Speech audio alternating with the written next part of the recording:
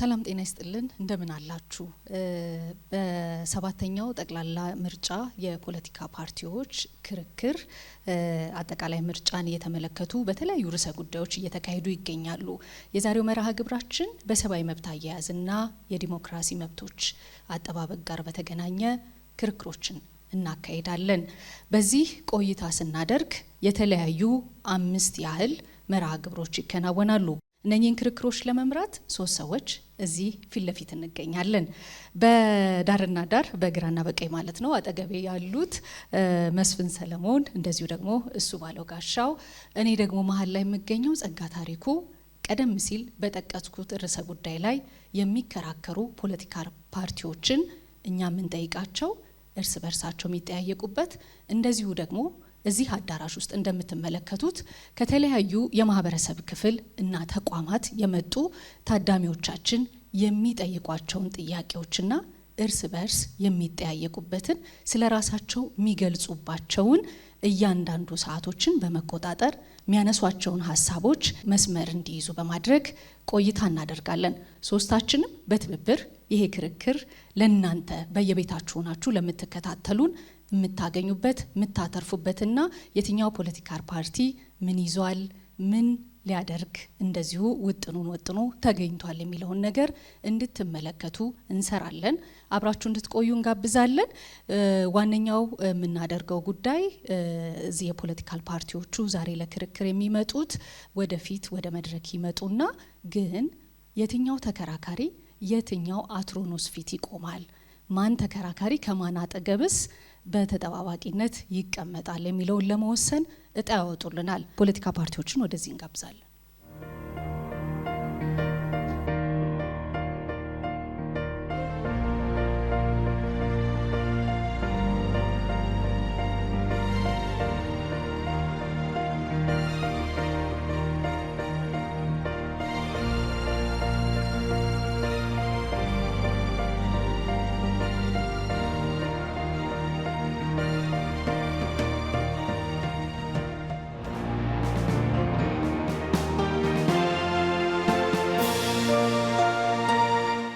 የመጀመሪያ አትሮኖስ ላይ የሚገኙት የሲዳማ አንድነት ፓርቲ አቶ ጊዴሳ ኦንቶማን እንዳሉ ሆነው ከሳቸው በተጨማሪ አንድ ሌላ ተከራካሪ ለዚሁ ክርክር ተጋብዘው በጤና እክል ምክንያት መገኘት እንዳልቻሉ ገልጸዋል።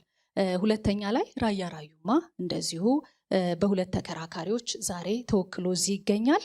ወይዘሮ ሸዋዬ በሪሁን አሁን አትሮኖሱ ፊት ቆመው የሚገኙት ናቸው። እንደዚሁ ተጠባባቂ መቀመጫ ላይ የሚገኙት አቶ ጌታቸው ከበደ አሉን። የአማራ ዲሞክራሲ ኃይል ንቅናቄ በሁለት ተወካዮች የዛሬውን ክርክር መድረክ ታድመዋል። አቶ ራስ ወርቅ መላኩና እንደዚሁ ደግሞ አቶ ኤፍሬም መንገሻ ናቸው። አራተኛ ተከራካሪያችን ወይም እዚህ እንዲገኙ ልክ እዚህ እንደተገኙት ሁሉ ተጋብዘው ግን ደግሞ በቦታው ያልተገኙት የብልጽግና ፓርቲ ተከራካሪዎች ናቸው። አለመገኘታቸውን እዚህ ላላችሁ ታዳሚዎች እንዲሁም ደግሞ በየቤታችሁ ለምትከታተሉንም ለመግለጽ እንወዳለን። ዛሬ በሰብአዊ መብት አያያዝ እንዲሁም የዲሞክራሲ መብት አጠባበቅ ዙሪያ ላይ ክርክር እናደርጋለን። አጠቃላይ የክርክር ሂደታችን 5 ዙሮች አሉት።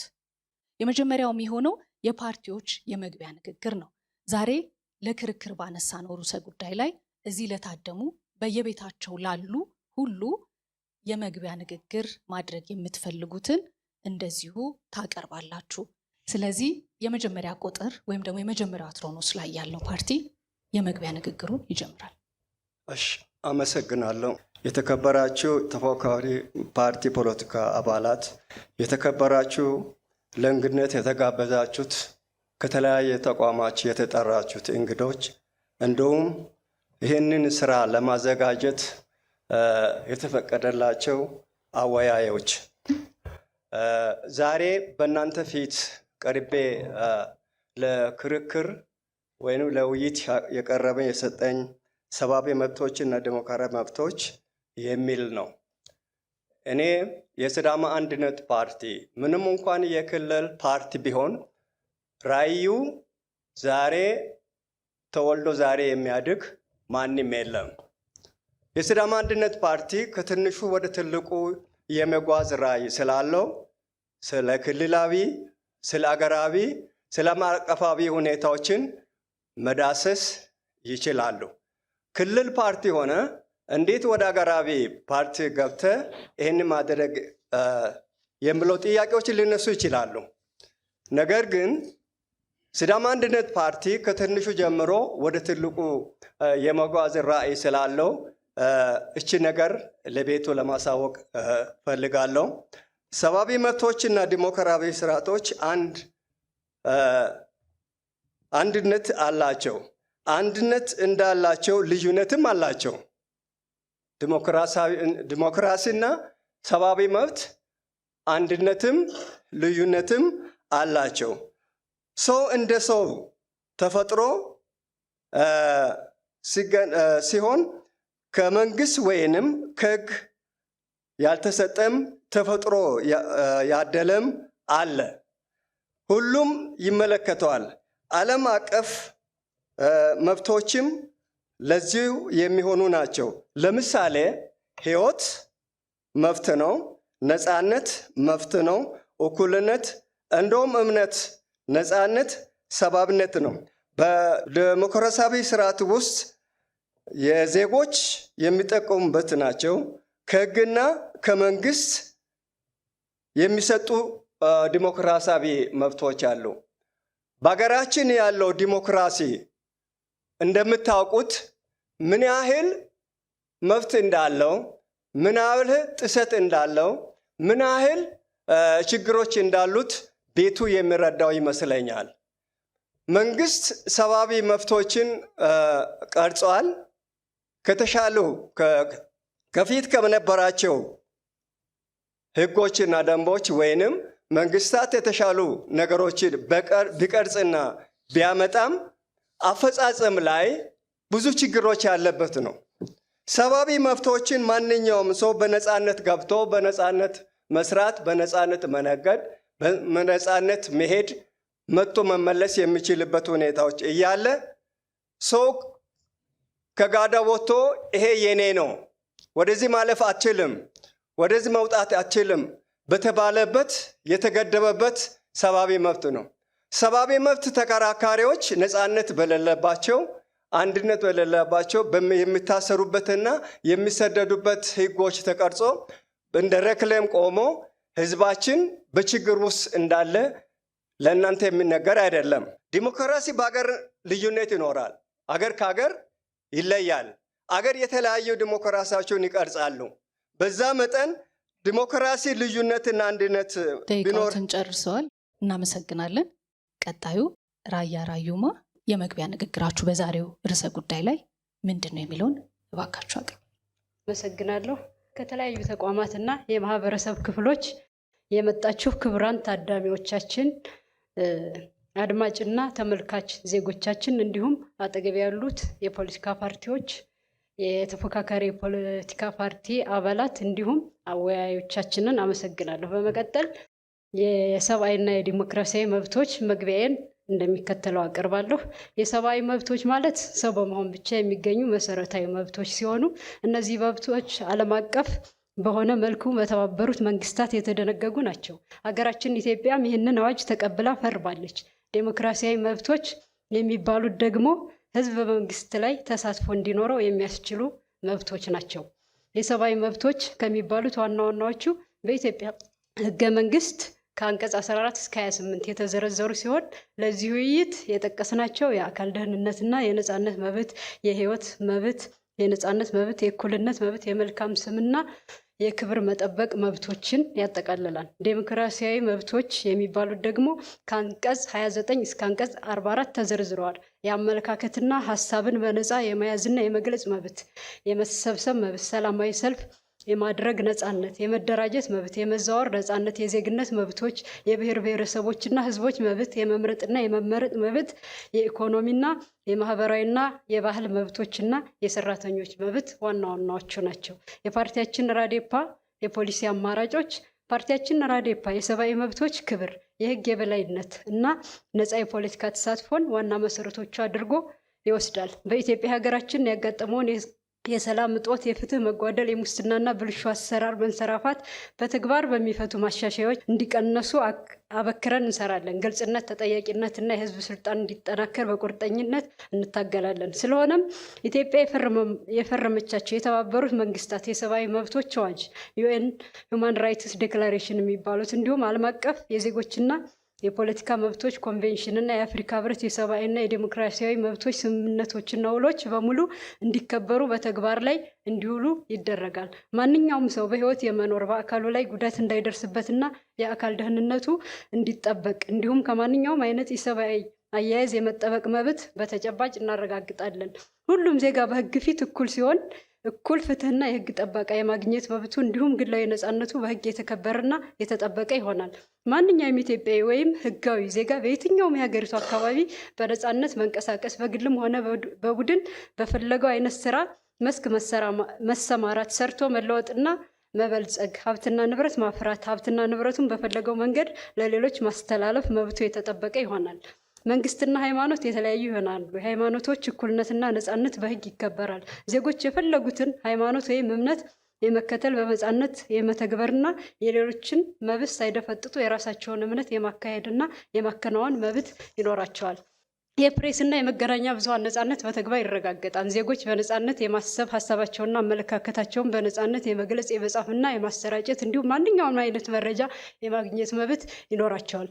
በዜጎች መካከል በማንነት፣ ባህል፣ ቋንቋ፣ ሃይማኖት፣ ጾታና በሌሎች ማህበራዊና ኢኮኖሚያዊ፣ ፖለቲካዊ ጉዳዮች ምክንያት ምንም አይነት ልዩነትና ድሎ የማይደረግበትና ሁሉም ዜጎች በሀገሪቱ ካለው ልማት እኩል እድሎች ማግኘት የሚችሉበትና እኩል ተጠቃሚ የሚሆኑበትን ሁኔታ እንፈጥራለን። ዜጎች የሚያምኑበትና ፖለቲካዊ ይሁን ሌላ ዓላማ ይዘው በነፃነትና በሰላማዊ መንገድ የመሰብሰብ፣ የመደራጀት፣ ዓላማቸውን የማሰራጨት፣ ሰላማዊ ሰልፍ የማድረግ፣ የመሰላቸውን የመደገፍና የመቃወም እንዲሁም የመምረጥና የመመረጥ መብት ይኖራቸዋል። የተቀመጠልዎትን የተሰጠዎትን ጊዜ ገደብ ጨርሰዋል። ወደ ቀጣዩ ተናጋሪ ነው የምናልፈው። ለአማራ ዲሞክራሲያዊ ኃይል ንቅናቄ ነው ቀጣዩን እድል የምንሰጠው። አመሰግናለሁ። የምርጫ ቦርድ ተወካዮች፣ የሚዲያ አባላትና ታዳሚ ኢትዮጵያውያን እንዲሁም በሚዲያ የምትከታተሉ ኢትዮጵያውያንና ኢትዮጵያውያን እንኳን ለሰባተኛው ሀገራዊ ምርጫ በሰላም አደረሳችሁ አደረሰን እላለሁ። ፓርቲዬን አዲሃንን በመወከል ማለት ነው። ውድ ኢትዮጵያውያን፣ ያለፉት 6 ምርጫዎች ከዲሞክራሲያዊ መብቶች አኳያ እዚህ ግባ የሚባሉና የማይባሉና ብዙ መመዘኛዎችን ያጓደሉ በቁጥር 7ኛ ላይ ያደረሱን ሂደቶች እንደሆኑ አዲሃን ገምግሟል።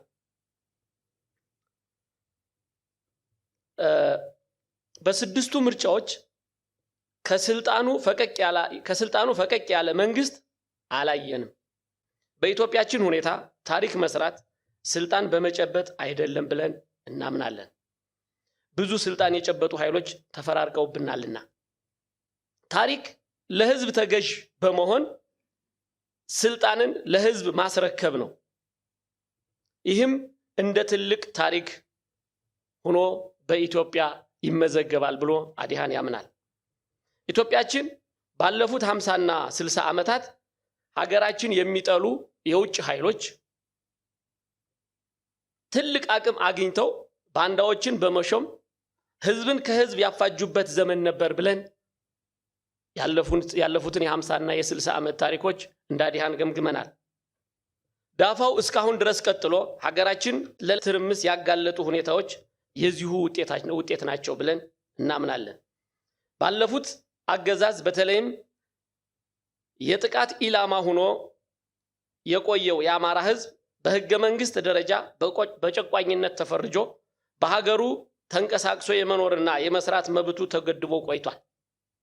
አሁንም ቢሆን ሰላማዊ ነው ለማለት አያስችልም። ይባሱን ከአማራ ክልል ውጭ የነበሩ ችግሮቹ ጥቅልል ብለው ወደ ክልሉ ገብተውና ተባብሰው የአማራ ህዝብ በሁሉም መስኮች ችግር ላይ ወድቋል ብሎ የአማራ ዲሞክራሲያዊ ኃይል ንቅናቄ ገምግሟል። እንዲሁም የሴቶችና ህፃናት መብቶች በተመለከተ የጤና፣ የትምህርትና መሰል መብቶች ተገድበው የቆዩበትና ይህን ህዝብ ለማጥቃት በሚመስል መልኩ የትምህርት ስርዓት ሲተገበር ያየነው በእድሜያችን ያለፍንበት እውነታ ሆኖ ገምግመናል። አዲሃን ይህ የአማራ ህዝብ በደል የወለዳቸው ልጆች ያደራጁት ፓርቲ በመሆኑ ለለውጥ የሚታገር ቁርጥ የአማራ ህዝብ ፓርቲና ለኢትዮጵያውያን የሰላም በር የሆነ ፓርቲ ነውና አዲሃንን ምረጡ በማለት ጥሪያችንን እናስተላልፋለን። በሀገራችን ለቡድን መብቶች ቅድሚያ የመስጠት መርህ የግለሰቦችን መብት መደፍጠጫ የፖለቲካ ስርዓቱ ነቀርሳ ነው ብሎ አዲሃን ያምናል። በብሔሩ የሚያስብ ማህበረሰብ መገንባት ከጥቅሙ ጉዳቱ አመዝኖ ውጤቱን እያየነው ነው። መጨረሻው ተቧርኖ መባላት መሆኑን አሁን ለኢትዮጵያውያን ጨርሰዋል። እናመሰግናለን። ካነሳችኋቸው ሐሳቦች እዚሁ ፋክት ቼክ ወይም ደግሞ የሀቅ ማረጋገጫ ጋር ተገቢነትን አያይዘን ቀደም ሲል ያነሳችኋቸው የትኛው ላይ ምን የፋክት ቼክ ጉዳዮችን ማጥራት ወይም ደግሞ ድጋሜ መመለስ እንዳለባችሁ ይዘናል። በቀጥታ ለተነሳው ነገር የእርግጠኝነት ምላሽ ትሰጣላችሁ ማለት ነው። ስለዚህ መስፍን ይቀጥል።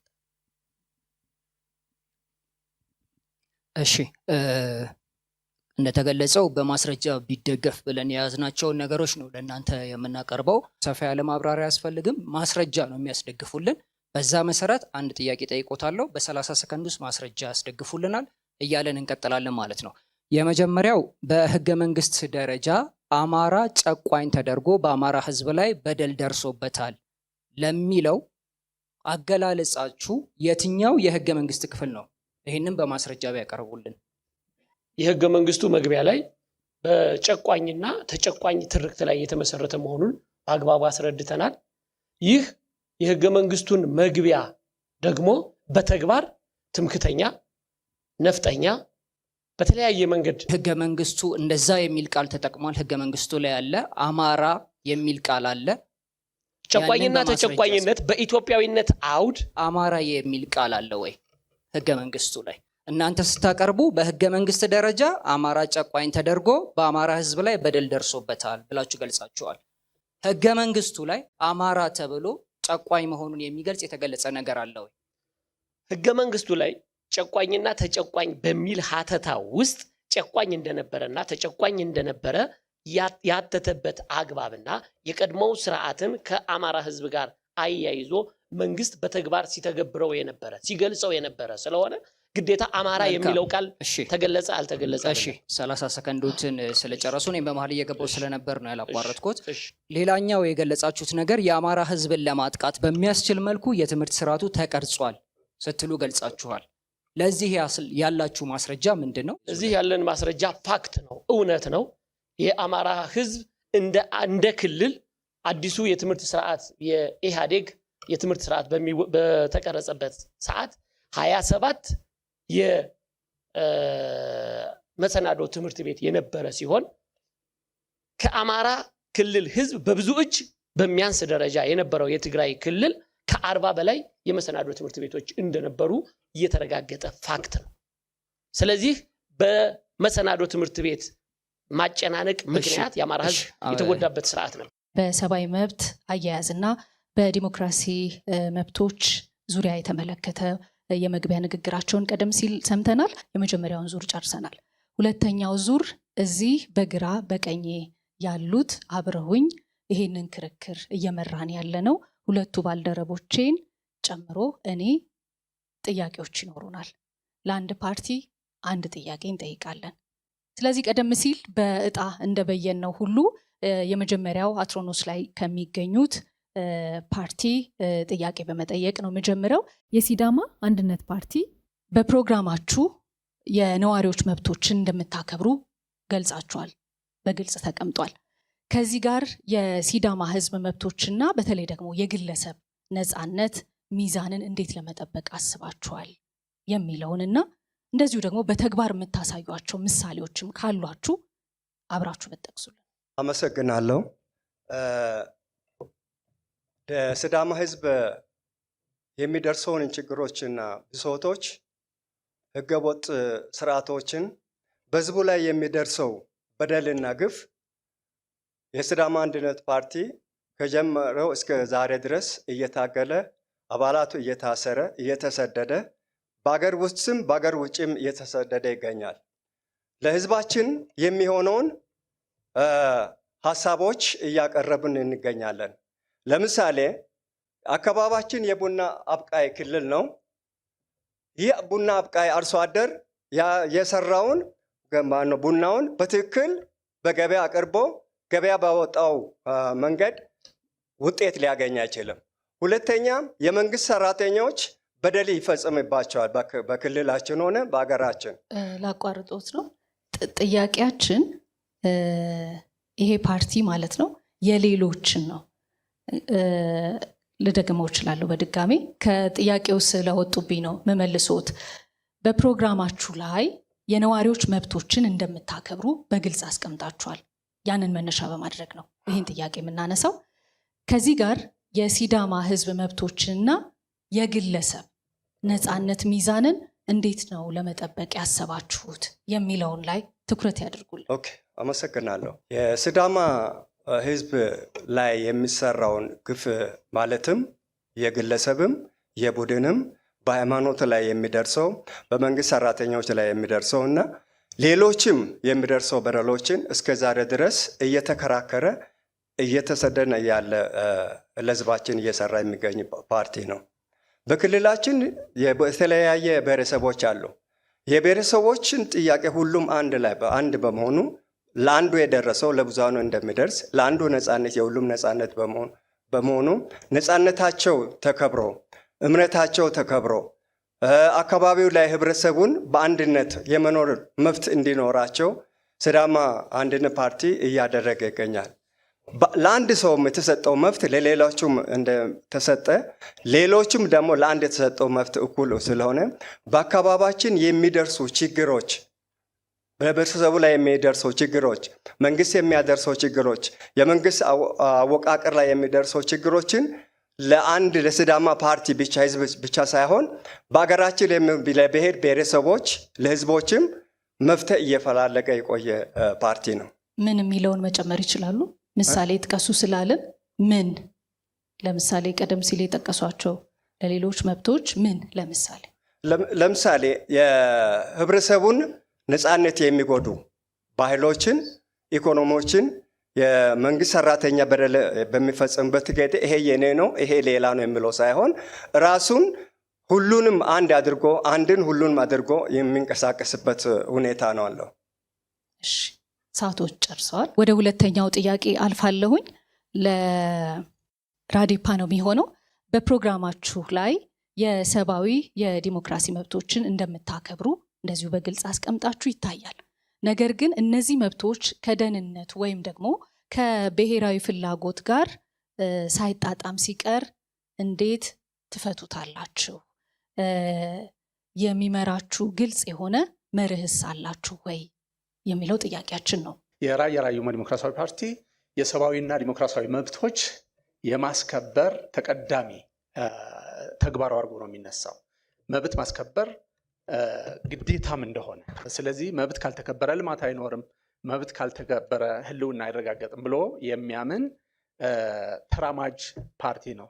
ስለዚህ እነዚህ ሰብአዊና ዲሞክራሲያዊ መብቶች ሰው በመሆናችን የሚሰጡን ቅድም ባልደረባዬ በሚገባ እንደገለጸችው በሰላም የመኖር መብት፣ የህይወት መብት፣ የነፃነት መብት እንዲሁም የመሰብሰብ ማህበር የመደራጀት እነዚህ የመሳሰሉት ፓርቲ የመመስረት ሁሉ በሰላማዊና በሚገባ እንዲከበሩ ይሰራል።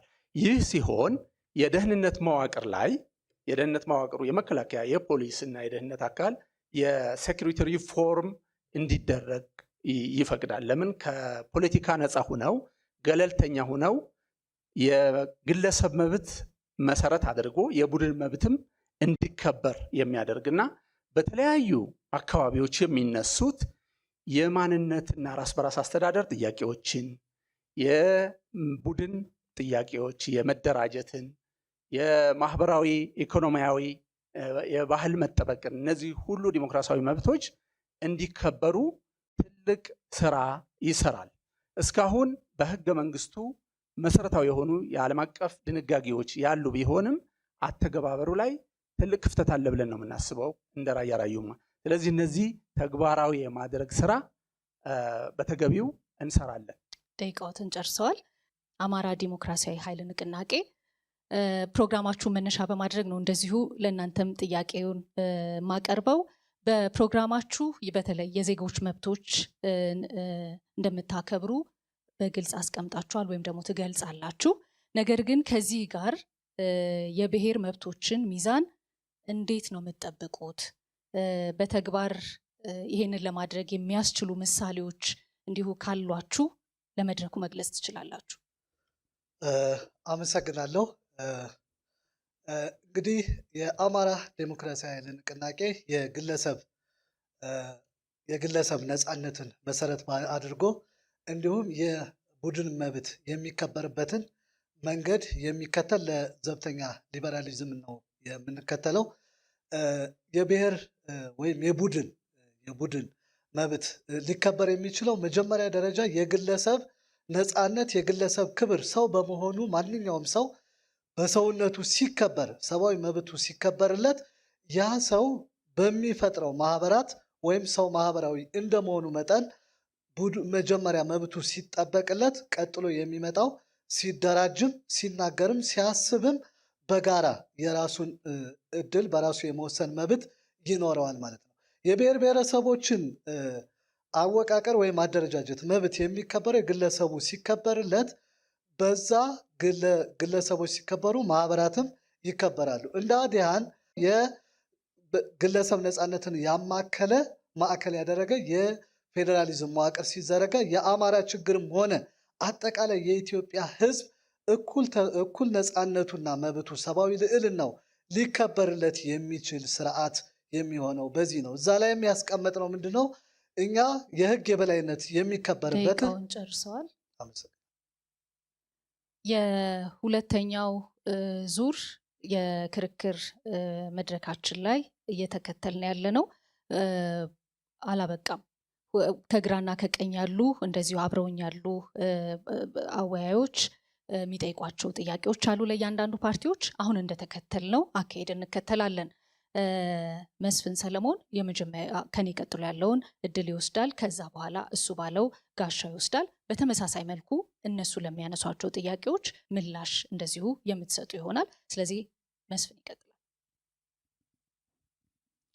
እሺ፣ የመጀመሪያው ጥያቄ የሚሆነው በቅደም ተከተሉ መሰረት ለሲዳማ አንድነት ፓርቲ ነው። በፕሮግራማችሁ ላይ በቀጣይ ምርጫ አሸንፋችሁ ስልጣን ብትይዙ የሲዳማ ሕዝብና ነዋሪን የሰብአዊና ዲሞክራሲያዊ መብቶች እንደምታከብሩ ቃል ገብታችኋል። ከዚህ አንጻር ፍርድ ቤቶችና ኮሚሽኖች ከክልል ወይም ከፌዴራል መንግስት ተጽዕኖ ነፃና ገለልተኛ መሆናቸውን በምንድን ነው የምታረጋግጡት? የገለልተኝነት ውጤቱንስ በምን መለኪያ ነው የምትመዝኑት? አመሰግናለሁ።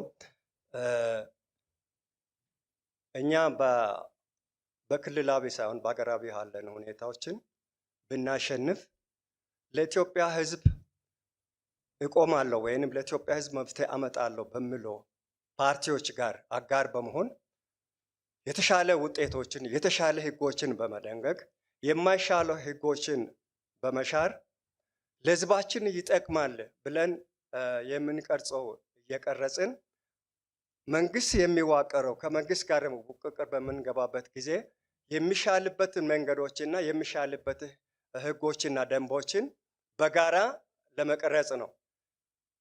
እኛ መንግስት በምኖርበት ጊዜ የግላችን ወይም የክልላችን ወይም በክልል ውስጥ ያሉት ህዝባችን ብሔር ብሔረሰቦችን ብቻ ሳይሆን ለኢትዮጵያ ህዝብ ይጠቅማሉ፣ ለኢትዮጵያ ህዝብ ያሳድጋሉ፣ ያሰፋሉ ብለን የምንገምተውን እኛ ብንመረጥና ምርጫውን ብናሸንፍ የተቻለን ሁሉ ከህብረተሰቡ ጋር የህብረተሰቡን ፍላጎት የኔ ጥያቄ ቀጥታ ይህንን ምርጫ ብታሸንፉ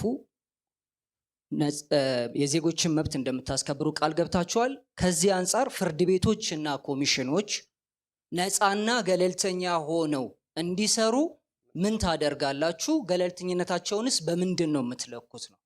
ፍርድ ቤቶች እኛስ ብንመረጥ ፍርድ ቤቶች ከመንግስት ጣልቃ ገብነት ውጪ እንዲሆን እናደርጋለን። ፖሊሶች ለህግ ተገዢዎች እንዲሆን እናደርጋለን። ፍርድ ቤቶችና ዳኞች ገለልታ ሆነው መንግስት ጣልቃ እንዳይገባ ለፍርድ ቤቶች በላይነት እንሰጣለን። ሌሎች ደግሞ ህጎችም ማስተካከል የሚገባዎችን እናስተካክላለን። ገለልተኛ መሆን አለበት። ከመንግስት ጣልቃ ገቢ ውጪ መሆን አለበት ፍርድ ቤቶች። እሺ፣ የተሰጡትን ሰዓት ጨርሰዋል። ወደ ቀጣዩ ጥያቄ አልፋለሁ። ቀጣዩን ጥያቄ የምጠይቀው ለራያ ራዩማ ነው። ተመሳሳይ ይዘት ያለው ጥያቄ ነው የምጠይቁት። እናንተም በፕሮግራማችሁ ላይ በቀጣዩ ምርጫ አሸንፋችሁ ስልጣን ብትይዙ የዜጎችን የሰብአዊና ዲሞክራሲያዊ መብቶች እንደምታከብሩ ቃል ገብታችኋል። ከዚህ አንጻር ፍርድ ቤቶችና ኮሚሽኖች ከክልል ወይም ከፌዴራል መንግስት ተጽዕኖ ነፃና ገለልተኛ መሆናቸውን በምንድን ነው የምታረጋግጡት? የገለልተኝነት ውጤቱንስ በምን መለኪያ ነው የምትመዝኑት? በጣም ጥሩ። እንግዲህ እስካሁን ያለው ጉድለት ብለን እንደ ሕጸጽ ያየነው የፍትህ አካላት ገለልተኛ ለመሆን እና መንግስታዊና መንግስታዊ ያልሆኑ ድርጅቶች፣ የሰብአዊ መብትና ዲሞክራሲያዊ መብት ጥበቃዎች ገለልተኛ ለመሆንና ለስራ ምቹ መደላድል አላገኙም ብለን ነው የምናስበው።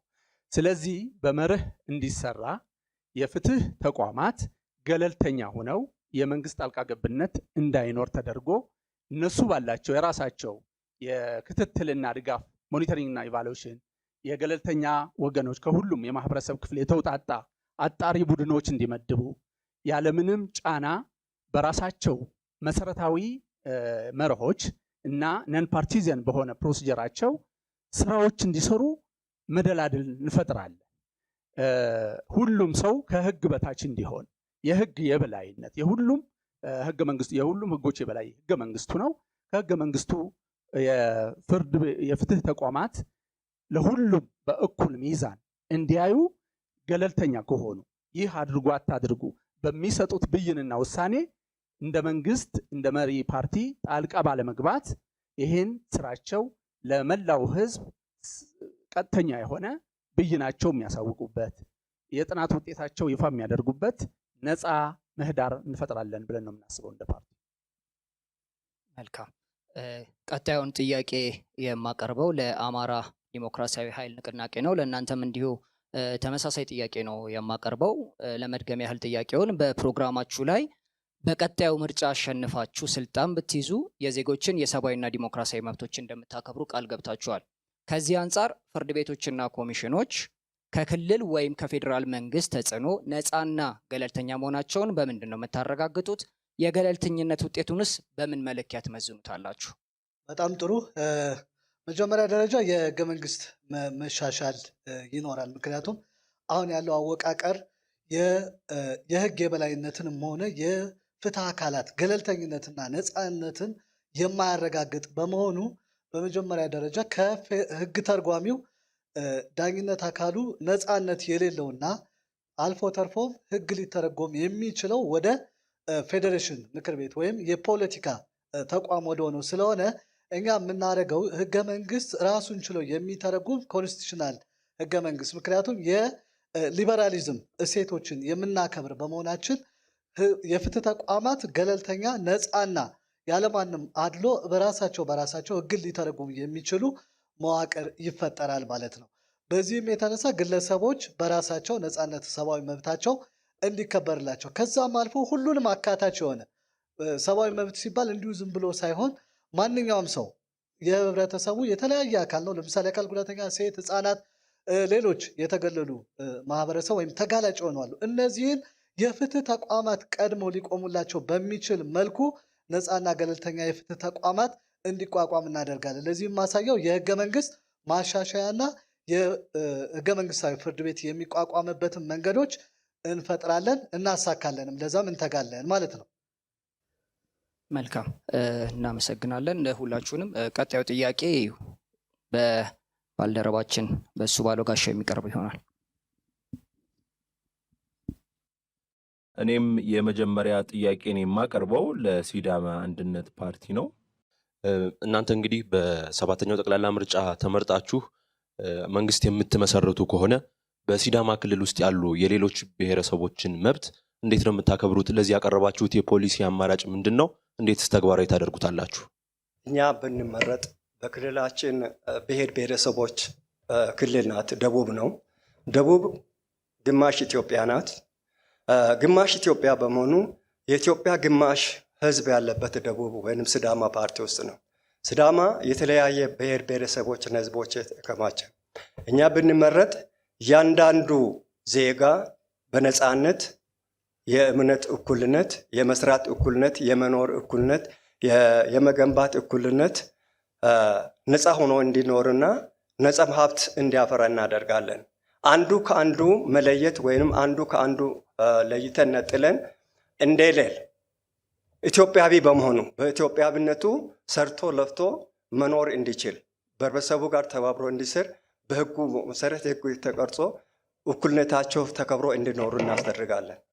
ከመርህ ባለፈ እንዴት ነው ተግባራዊ ልታደርጉ የምትችሉት ይህን ጉዳይ? ህብረተሰቡን ተግባራዊ የምናደርገው ራሱን ህገ መንግስት በሚቀረጽበት ህብረተሰቡ በሚፈልገው ህብረተሰቡን በማወያየት ራሱ ለዚህ ክልል ለዚህ ህዝብ የሚሆነውን ራሱ መርጦ ራሱ ህግ ደንግጎ ራሱ ባስቀመጠው ህግ እንዲተዳደሩ እናደርጋለን። በፓርቲው ሳይሆን በህዝብ ፍላጎትና በህዝብ ጥያቄ። እሺ፣ ወደ ራያ ራዩማ ፓርቲ አልፋለሁ።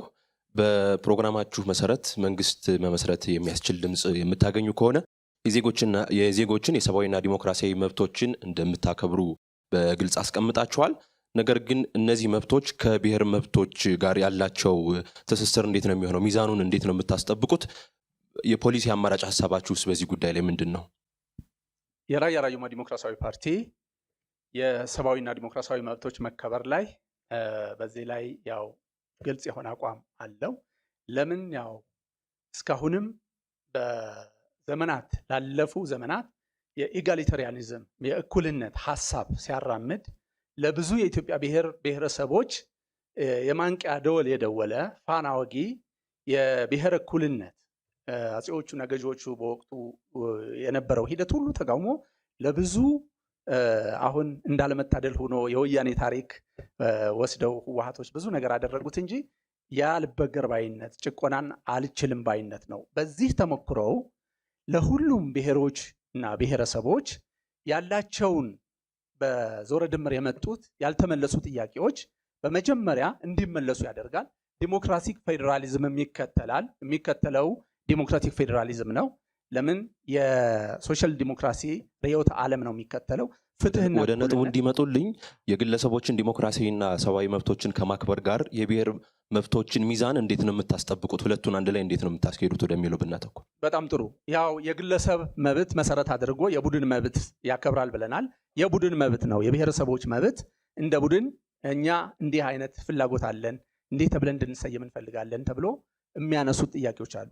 ከነዚህ ጥያቄዎች መሰረታዊ የሆኑና ሀገር የሚያውቀው የራያ ራዩማ ጥያቄ ነው።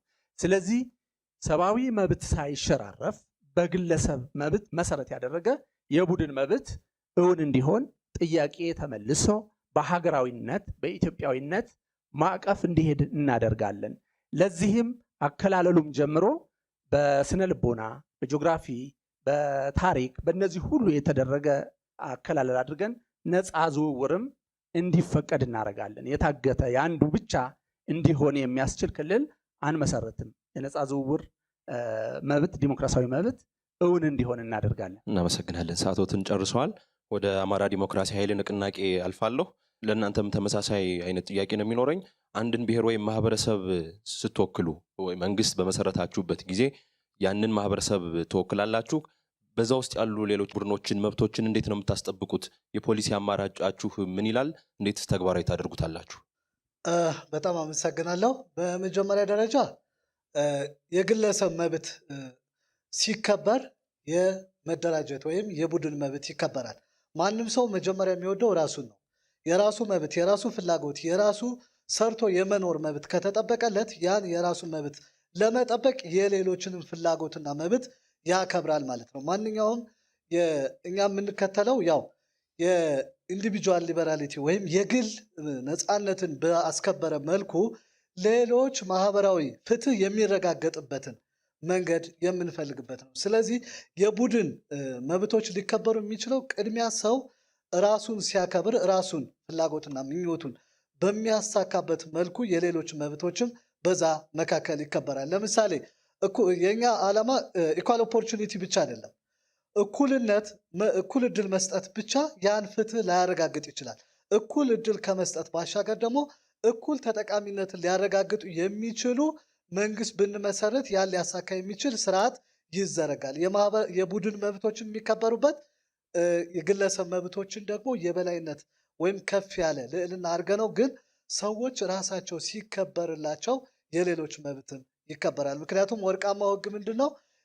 እኔ የራሴን ካከበርኩ ሌላውን ይከበራል ማለት ነው። ማንም ሰው ራሱን ካከበረ ሌሎቹን ስለሚያከብር፣ ስለዚህ በግለሰብ ነፃነት ውስጥ የቡድን የማህበራዊ ዋስትና ወይም የማህበራዊ ተጠቃሚነት እኩልነት ይረጋገጣል ማለት ነው። እናመሰግናለን ሁላችሁንም። አጠቃላይ 5 ዙሮች የሚኖረው ይህ የዛሬው ክርክር 2 ዙሮቹን አጠናቋል። ወደ ቀጣዩ ነው የምንሄደው። በዚህኛው ዙር የምናደርገው እዚህ አዳራሽ ውስጥ ስቱዲዮ ውስጥ የሚገኙ ከተለያዩ ተቋማት እንደዚሁ ደግሞ ወክለው የመጡ ጠያቂዎች አሉ። ስለዚህ የምናደርገው ወደ ታዳሚዎች እንዞራለን፣ ጥያቄዎችን እንቀበላለን። በመጀመሪያ ደረጃ ስለመጣችሁ እጅግ በጣም እናመሰግናለን። ስለዚህ የመጀመሪያ ጥያቄ እንቀበላለን ከእናንተ ማለት ነው። ከዛ እንደዚሁ ደግሞ ከፓርቲዎቹ ምላሽ እንወስዳለን ማለት ነው። እድሎችን በመስጠት ልጀምር። እሺ እሺ፣ ከዚህ አንድ እዛ መሀል ያለው ወንድሜ፣ ከዛ እያለን ደግሞ እንቀጥላለን። እሺ፣ የዲሃን ልጠይቅ። እናንተ ስትደራጁ በብሔር ነው የተደራጃችሁት፣ ግን መጀመሪያ የምናከብረው ኢንዲቪዥዋል ራይት ነው እያላችሁ ነው። ለምን መጀመሪያ እናንተ ስትደራጁ እንደዛ አልሆናችሁም? መጀመሪያ እኮ ራሳችሁ አማራንን ብላችሁ ለይታችኋል። ሶ በብሔር ተደራጃችሁ አሁን ያለውን የብሔር እንትን ወይም ደግሞ የግለሰቡን መብት ነው የምናስቀድመው የምትል ከሆነ ተግባራዊ ለምን አታረጉትም? በእናንተ በመጀመሪያ ማለት ነው። አማራም ቡድን ነው፣ ኦርቶዶክስም ቡድን ነው። ስለዚህ ለቡድንን እየተከራከራችሁ ግን ደግሞ ታንኪዩ በቃ ለተጠየቁት ፓርቲ ምላሽ እንዲሰጡ እንደዚሁ እናስመልስና ከዛ ደግሞ ጥያቄዎች እንቀበላለን። እሺ፣ አመሰግናለሁ። ያቀረቡት ጥያቄ በጣም ትክክለኛ ጥያቄ ነው፣ ተገቢ ጥያቄ ነው። ይሄንን ጥያቄ እንደ አዲሃን የብዙ አባላቱም ጥያቄ ነው።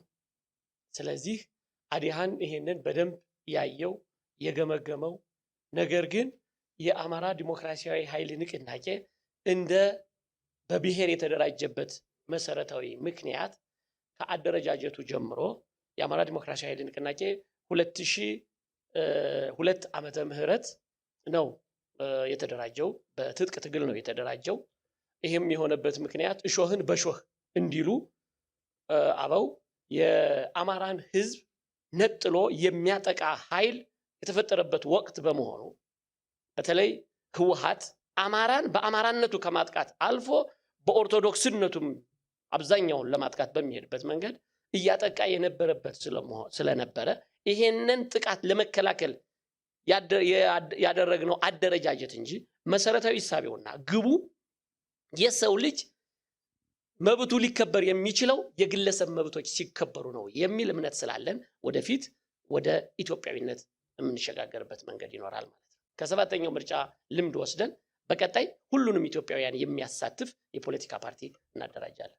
በማስረጃ ቢደገፍ ብለን የያዝነው ነገር ህወሓት የአማራ ህዝብና ኦርቶዶክስን አንድ አድርጎ በመውሰድ በሚል ለገለጻችሁት ጉዳይ ያላችሁን ማስረጃ ብታስደግፉልን። ይህም በማስረጃ የአማራ ህዝብ ነፍጠኛ፣ ትምክህተኛ፣ ጨቋኝ እየተባለ የቅድሙ ጋር የተያዘ ነው። የቅድሙ ጥያቄ ጋር የተያዘ ነው። ጨቋኝ እያለ ህወሓትና ኢህአዴግ በተለያዩ መድረኮች በተለይ ድህረ 97 ምርጫ በፋክት ደረጃ በቅስቀሳ ደረጃ አስቀምጦ ሲቀሰቅስበት የነበረና በዚህም የአማራ ህዝብ ሰለባ የነበረበት ሁኔታ ነው የነበረ። እናመሰግናለን። ወደ ቀጣዩ ጠያቂ ነው የምናልፈው። እባክዎትን መቀጠል ይችላሉ። ወደ ፊት ይመጡልናል። ጥያቄ ለራዲፓል አድርገውና ለህጎች መከበር ትልቅ ቦታ እንደምትሰጡ ቅድም ስታነሱ ነበርና ለህጎች መከበርም መጣስም ዋና ቦታ ወይም ትልቅ ድርሻ ያለው ህገ መንግስቱ ነውና ከህገ መንግስቱ ጋር ያላችሁ ሁኔታ እንዴት ነው? አሁን ካለው ህገ መንግስት ጋር እንዲሻሻል ወይም እንዲቀየር እንዲሁም ደግሞ ባለው ነው ወይ የምትቀጥሉት የሚለውን ከነዚህ መሀል ደግሞ እንዲሻሻል የምትመርጡ ከሆነ ደግሞ ምን ላይ ያተኮራችሁ እንደምትሰሩና በአጠቃላይ ህገ መንግስት ላይ ያላችሁን አቋም እንድትገልጹልን እንፈልጋለሁ። አመሰግናለሁ። እናመሰግናለን። በጣም ምላሽ እንደዚሁ እንቀበላለን። አመሰግናለሁ። ህገ መንግስቱን እንደኛ እንደ ራዴፓ አቋም የሚሻሻሉ የህገ መንግስት ፓርቶች አሉ የለየናቸው። አብዛኛውን ግን እንቀበላለን። ህገ መንግስቱን በሰብአዊና በዲሞክራሲያዊ መብቶች ዙሪያ ለምሳሌ ሀገሪቱ ላይ ብዙ ችግሮች የሚፈጥር የህገ መንግስቱ ፓርት አለ። አንቀጽ 39 ብሔር ብሔረሰቦች መብት እስከ መገንጠል የሚሉትን እነዚህ መብቶች ናቸው፣ የተሰጡ ህገ መንግስታዊ መብቶች ናቸው። ግን ሀገርን እስከ መበታተን የሚደርሱ ስለሆኑ እንደነዚህ አይነቶቹን የህገ መንግስቱን አካሎች እንዲሻሻል እንፈልጋለን። ከዛ ውጭ ያሉትን ግን እንቀበላለን። ለምን ህገ መንግስቱ አሁን ሰብአዊ መብቶችም ዲሞክራሲያዊ መብቶችም እንዲከበሩ ነው አብዛኛው ነገር ህገ መንግስቱ ላይ ያለው ጽሁፍ። ግን ችግሩ ብለን እኛ የነቀስ ነው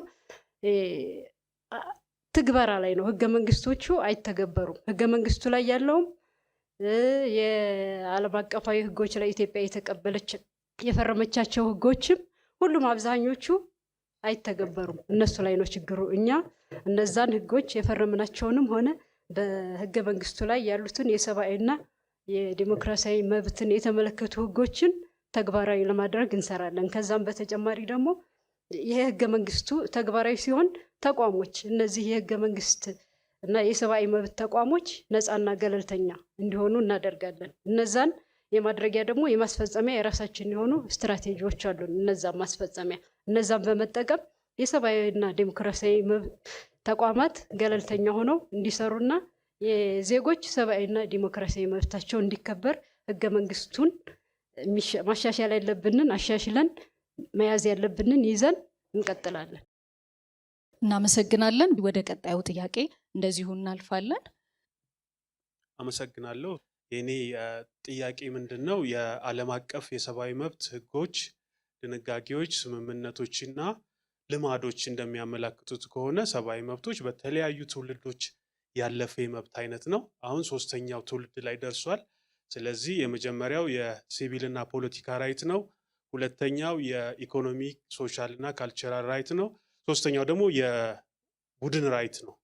ስለዚህ የሀገራችን መንግስት እስካሁን ድረስ እነዚህ ራይቶችን ለማስጠበቅ የሞከረበት ሁኔታ አለ፣ ጉድለቶችም አለ። ጉድለቶችን ለማስተካከል ምን ስራ ለመስራት አስባቸዋል? ጥያቄ ለራዩማ ፓርቲ ነው። ምክንያቱም የግሩፕ ራይት ሲባል አሁን የግሩፕ ራይት ማለት በዓለም አቀፍ የሰብአዊ መብቶች ድንጋጌ መሰረት የግለሰብ መብቶች በአንድ ግሩፕ ውስጥ እንዳይጣሱ የመብት የሚያሰጥ ራይት ማለት ነው እንጂ የግለሰብ መብትና የግሩፕ መብት ለብቻ ተነጣጥሎ የሚታይ ሳይሆን የግለሰብ መብቶች እንዳይጣሱ ማድረግ ነው። ለምሳሌ ትልልቅ ብሔሮች አንድ ቦታ ላይ ይኖራሉ። ራዩማ የሚባል አካባቢ አማራ፣ ትግሬ፣ ኦሮሞ ቢኖር የእነሱ መብቶች ለማስጠበቅ ምን ለማድረግ አስባቸዋል?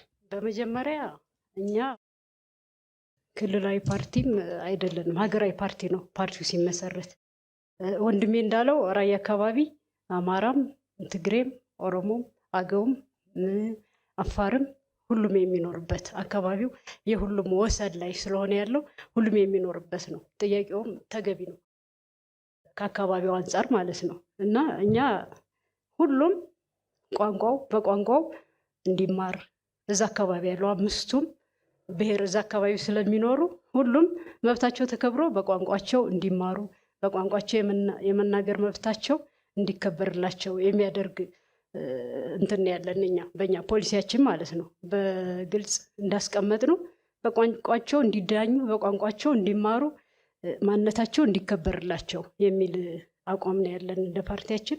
በተረፈው ወንድሜም ማብራራት ይችላል። እሺ፣ አመሰግናለሁ። እህቴ በደንብ ባስቀምጠዋለች። የራያ ራዩማ ዲሞክራሲያዊ ፓርቲ እንዳልኳችሁ ትንሿ ኢትዮጵያ የምትባለው ሁሉም ብሔሮች ብሔረሰቦች በኮንስትራክትድ አይደንቲቲ ውቅሩ ራሱ ሲወርድ ሲዋረድ የመጣና አሁን ራያ ተብሎ የሚታወቅ አካባቢ አለ።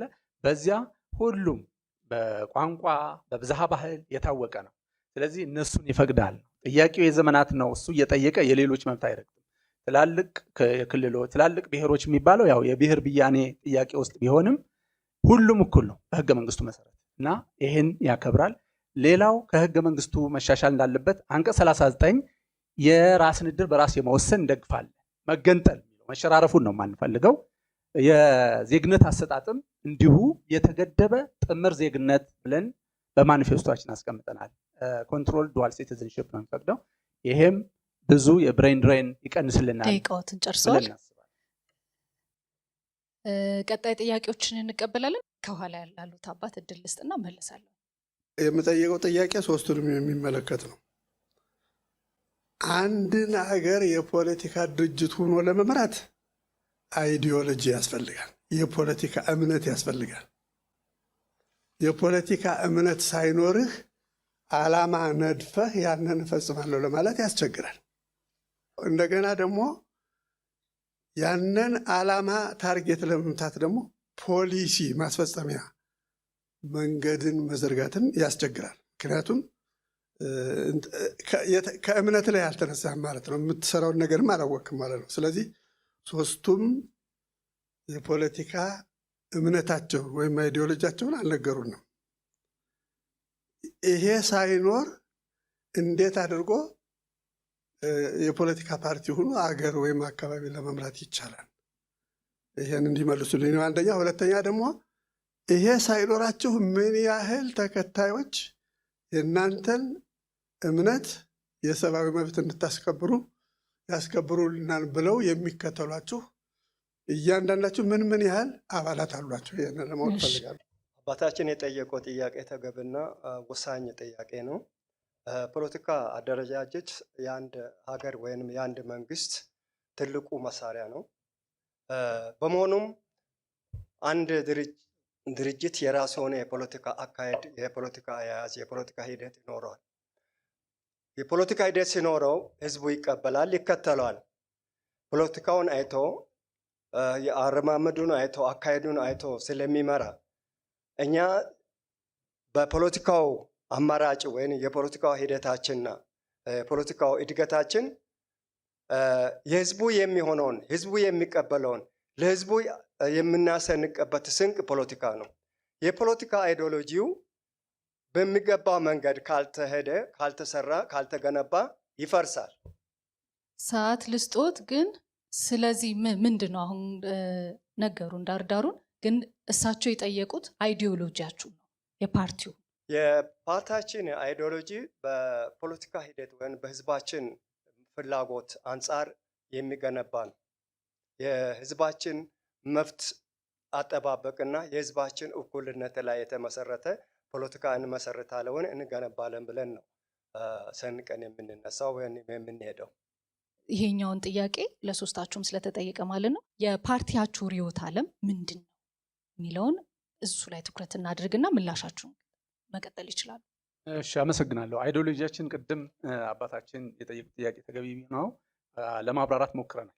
ሳቀርብ ማህበራዊ ዲሞክራሲ የሶሻል ዲሞክራሲ ነው የኛ አይዲዮሎጂ። ይሄም የራያ ህዝብ እና ሌሎች የኢትዮጵያ ብሔሮች ብሔረሰቦች ያልተመለሱ ጥያቄዎች አሉ። ማህበራዊ ፍትህ እናሰፍናለን። እኩልነት ከግለሰብ ጀምሮ እስከ ቡድን መብት መጠቀም ላይ ትኩረት ያደረግን ስለሆንን ማህበራዊ ዲሞክራሲ ወይም ሶሻል ዲሞክራሲ አይዲዮሎጂ እንከተላለን።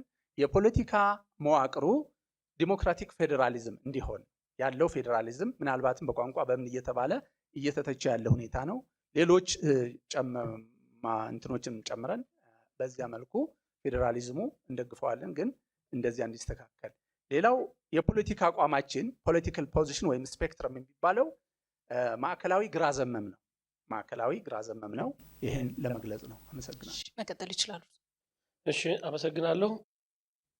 አባታችን የጠየቁት ጥያቄ የፖለቲካል አይዲዮሎጂ አስፈላጊ ነው፣ አይዲዮሎጂያችሁ ምንድን ነው የሚል ነው። እሱም ቅድም አብራርተነዋል። አይዲዮሎጂያችን ሶሻል ዲሞክራሲ ነው። የአማራ ዲሞክራሲያዊ ኃይል ንቅናቄ የሚከተለው ወይም ለዘብተኛ ሊበራሊዝም ነው የምንከተለው። ከዚህ የሊበራሊዝም ጽንሰ ሀሳብ ተነስተን የግለሰብ መብቶች ቅድሚያ መከበር አለባቸው ብለን ያስቀመጥነውም ለዛ ነው። ስለዚህ ይሄ የግለሰብ መብቶች ሲከበር የቡድን መብቶችም በዛው ይከበራሉ። የአንተ መብት የሚገደበው የሌላ መብት እስካልነካህ ድረስ ስለሆነ ማለት ነው። አመሰግናለሁ። እናመሰግናለን። ወደ ቀጣዮቹ ጥያቄዎች አልፋለሁ። እሺ፣ አመሰግናለሁ። የምጠይቀው ጥያቄ አሁን ሰብአዊ መብት በብዛት ስፔሻሊ ዋር ዞን ወይም ደግሞ የግጭት ኤሪያ የምንላቸው ላይ ተጥሶ እናገኘዋለን። ሰብአዊ መብት የለም የሚል ድምዳሜ ላይ ሀገራችን ላይ እንድንደርስ ያደረገን ተጥሶ ሲገኝ የሚወሰዱ ተጠያቂነቶች ስለማንመለከታቸው ነው። ስለዚህ እንደ ፓርቲ ወደፊት ደግሞ ይሄን ሀገር እመራለሁ እንደሚል የአንድ ቡድን እነዛ የተጣሱ ወይም ደግሞ ጥሷል ብለን ስፔሲፊካሊ ለምንገልጸው አካል ተጠያቂነት እንዴት ነው ልታመጡ ያሰባችሁት? ተጠያቂነት አስፈላጊነቱስ ምን ያህል ነው የሚለውን እናመሰግናለን። አመሰግናለሁ። ጥያቄው የሀገራችን ችግር ነው። በሀገራችን ለሴቶችም፣ ለህፃናት፣ ለሌሎችም በደል ይደርሳል። ይህንን በደል መንግስት ሊያስተካክል አልቻለም። እስካሁን ድረስ ህጉ ተረቋል፣ ህጉ ቆመዋል፣ ህጉ ጮኋል፣ ሰሚ አጥቶ ነው የሚኖረው። እኛ ብንመረጥና የእኛ አቋም የፖለቲካችን አካሄድ የሴቶች በላይነትና የሴቶች እኩልነት በስራ ላይ በተግባር ላይ በማንኛውም ቦታዎችና በህግም በስልጣንም እኩል ሆኖ እንዲወጡና እንዲኖሩ ፓርቲያችን ያደርጋል። ተጥሶ ሲገኝ ጥሶ በተገኘው አካል ላይ በሴቶች ላይ ምንድነው የሚደርሰው ጥሰት በህግ ተጠያቂነት እንዲኖር በህግ ፊት ማቅረብ ይችላል፣ እናቀርባለን። እህቴ የጠየቀችው ጥያቄ በጣም ተገቢ እና አሁን ክሱት የሆነው በተግባር በተጨባጭ ያየንበት ነው። ያው ይሄ የገዥ ፓርቲ መልስ ቢሆን በጣም ደስ ይለን ነበር፣ እኛም የምንጠይቀው ጉዳይ ስለነበር፣ ግን እኛም ይህንን እድል ወደፊት አያርገውና ቢሆን ይሄ እንዳይመጣ መደላድሉን አስተካክለን ሰላም እንዲሰፍን የፍትህ አካላት የደህንነት አካላት ጠንካራ የሆነ መዋቅር እንዲኖር እናደርጋለን። ከሆነና ከተከሰተ ይሄ የደቦ ፍርድ እንዲወገድ የወንጀለኞች የሚታወቁም የማይታወቁም የታጠቁ አካላት አሁን ብዙ ነገር በሴቶች በህፃናት በብዙ የህብረተሰብ ክፍል ላይ ችግር እያደረሱ ነው።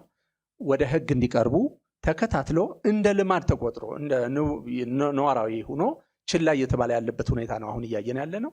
ይህ እንዳይሆን የህግ የበላይነት እንዲከበር እናደርጋለን። ለዚህ እኛ ምሳሌዎች ነን። እዚያ የሰሜኑ ክፍል ሰለባው እኔ በጣም ላይቭ የሆነ ኤግዘምፕለሪ ኤግዘምፕል ነኝ ብዬ ነው የማስበው።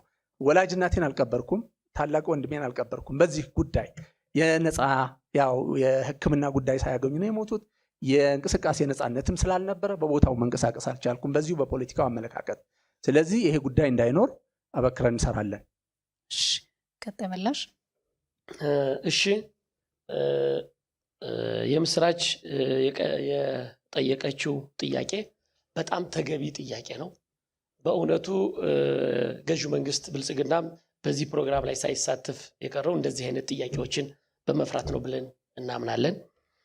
ህገ መንግስቱን ሙሉ በሙሉ እንዳንተው ካደረጉን አንቀጾች ውስጥ አንዱ በሰብአዊ መብት ጥሰቶችና በዘር ማጥፋት ላይ የተሳተፉ አካላት ይቅርታ አይደረግላቸውም ይላል።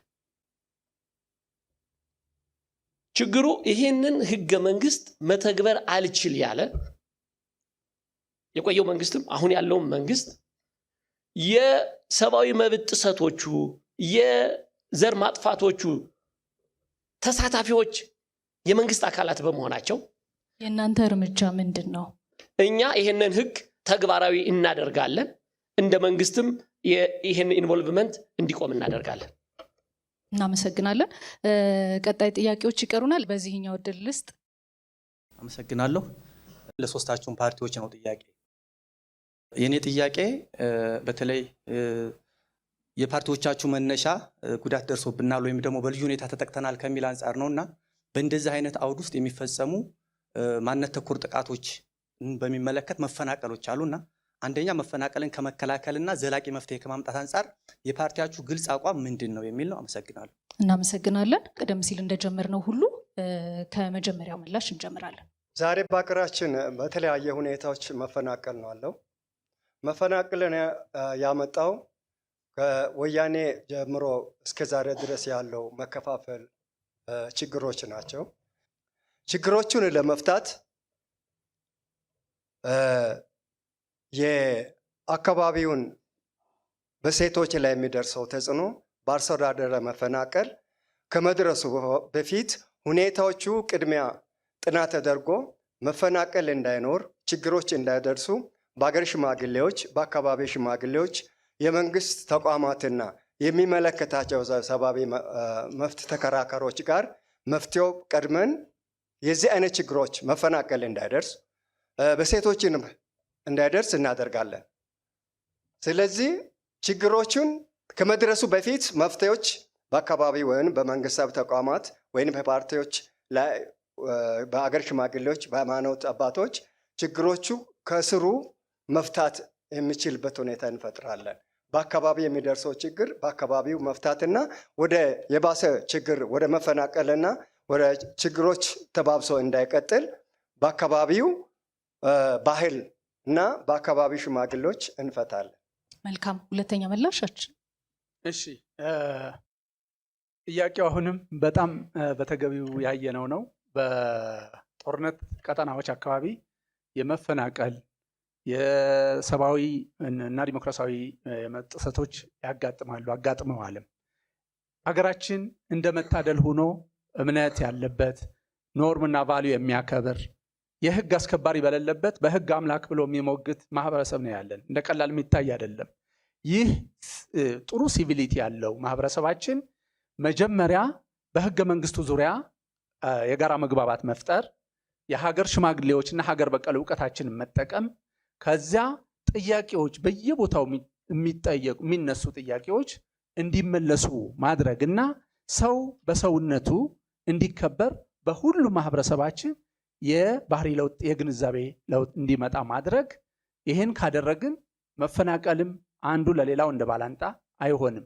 ሌላው እኔ አብረን እንዋኝ ወይም አብረን እንስመጥ መርህ ነው የምንከተለው። ስለዚህ መስመጥ የሚፈልግ የለም፣ አብረን እንዋኝ የሚል መርህ አሸናፊ ይሆናል፣ በተግባቦት ይኖራል ማለት ነው። ህዝባችን እናመሰግናለን። ቀጣይ ምላሻችን።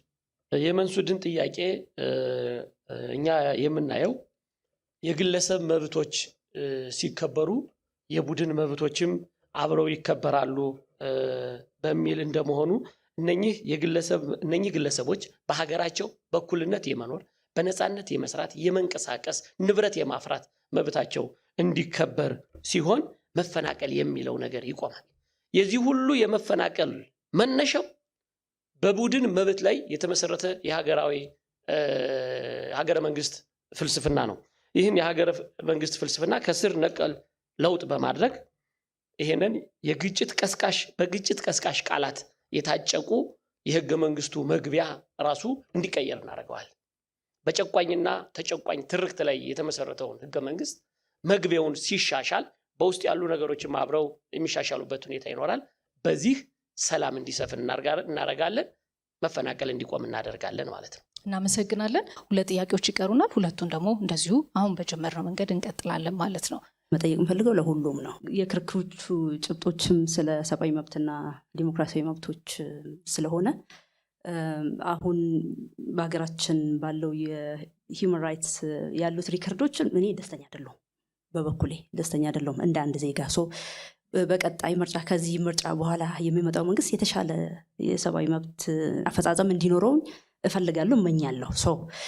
እንደዛ እንደመሆኑ እስቲ የተሻለ ነገር ይህን ጉዳይ የሰብአዊ መብት ያለን ሁኔታ ምን ያህል ሲሪየስሊ አይታችሁታል? ችግሩን ምን ያህል ሲሪየስ የሆነ ግምገማ አድርጋችሁበታል? ምንስ የተሻለ ነገር በቀጣዩ መንግስትም ሆናችሁ ብትመረጡ ምን የተለየ ነገር ለመስራት አስባችኋል የሚል ጥቅል ጥያቄ የምጠይቀው። አመሰግናለሁ። እናመሰግናለን በጣም። የመጀመሪያውን እድል የሚወስደው የሲዳማ አንድነት ፓርቲ። እሺ፣ አመሰግናለሁ። የዲሞክራሲያዊ ጥያቄ የሁሉም ችግሮች ነው፣ የሀገራችን ችግሮች ናቸው። ዲሞክራሲ የሚሰጠው የሚኖረው መንግስት ነው።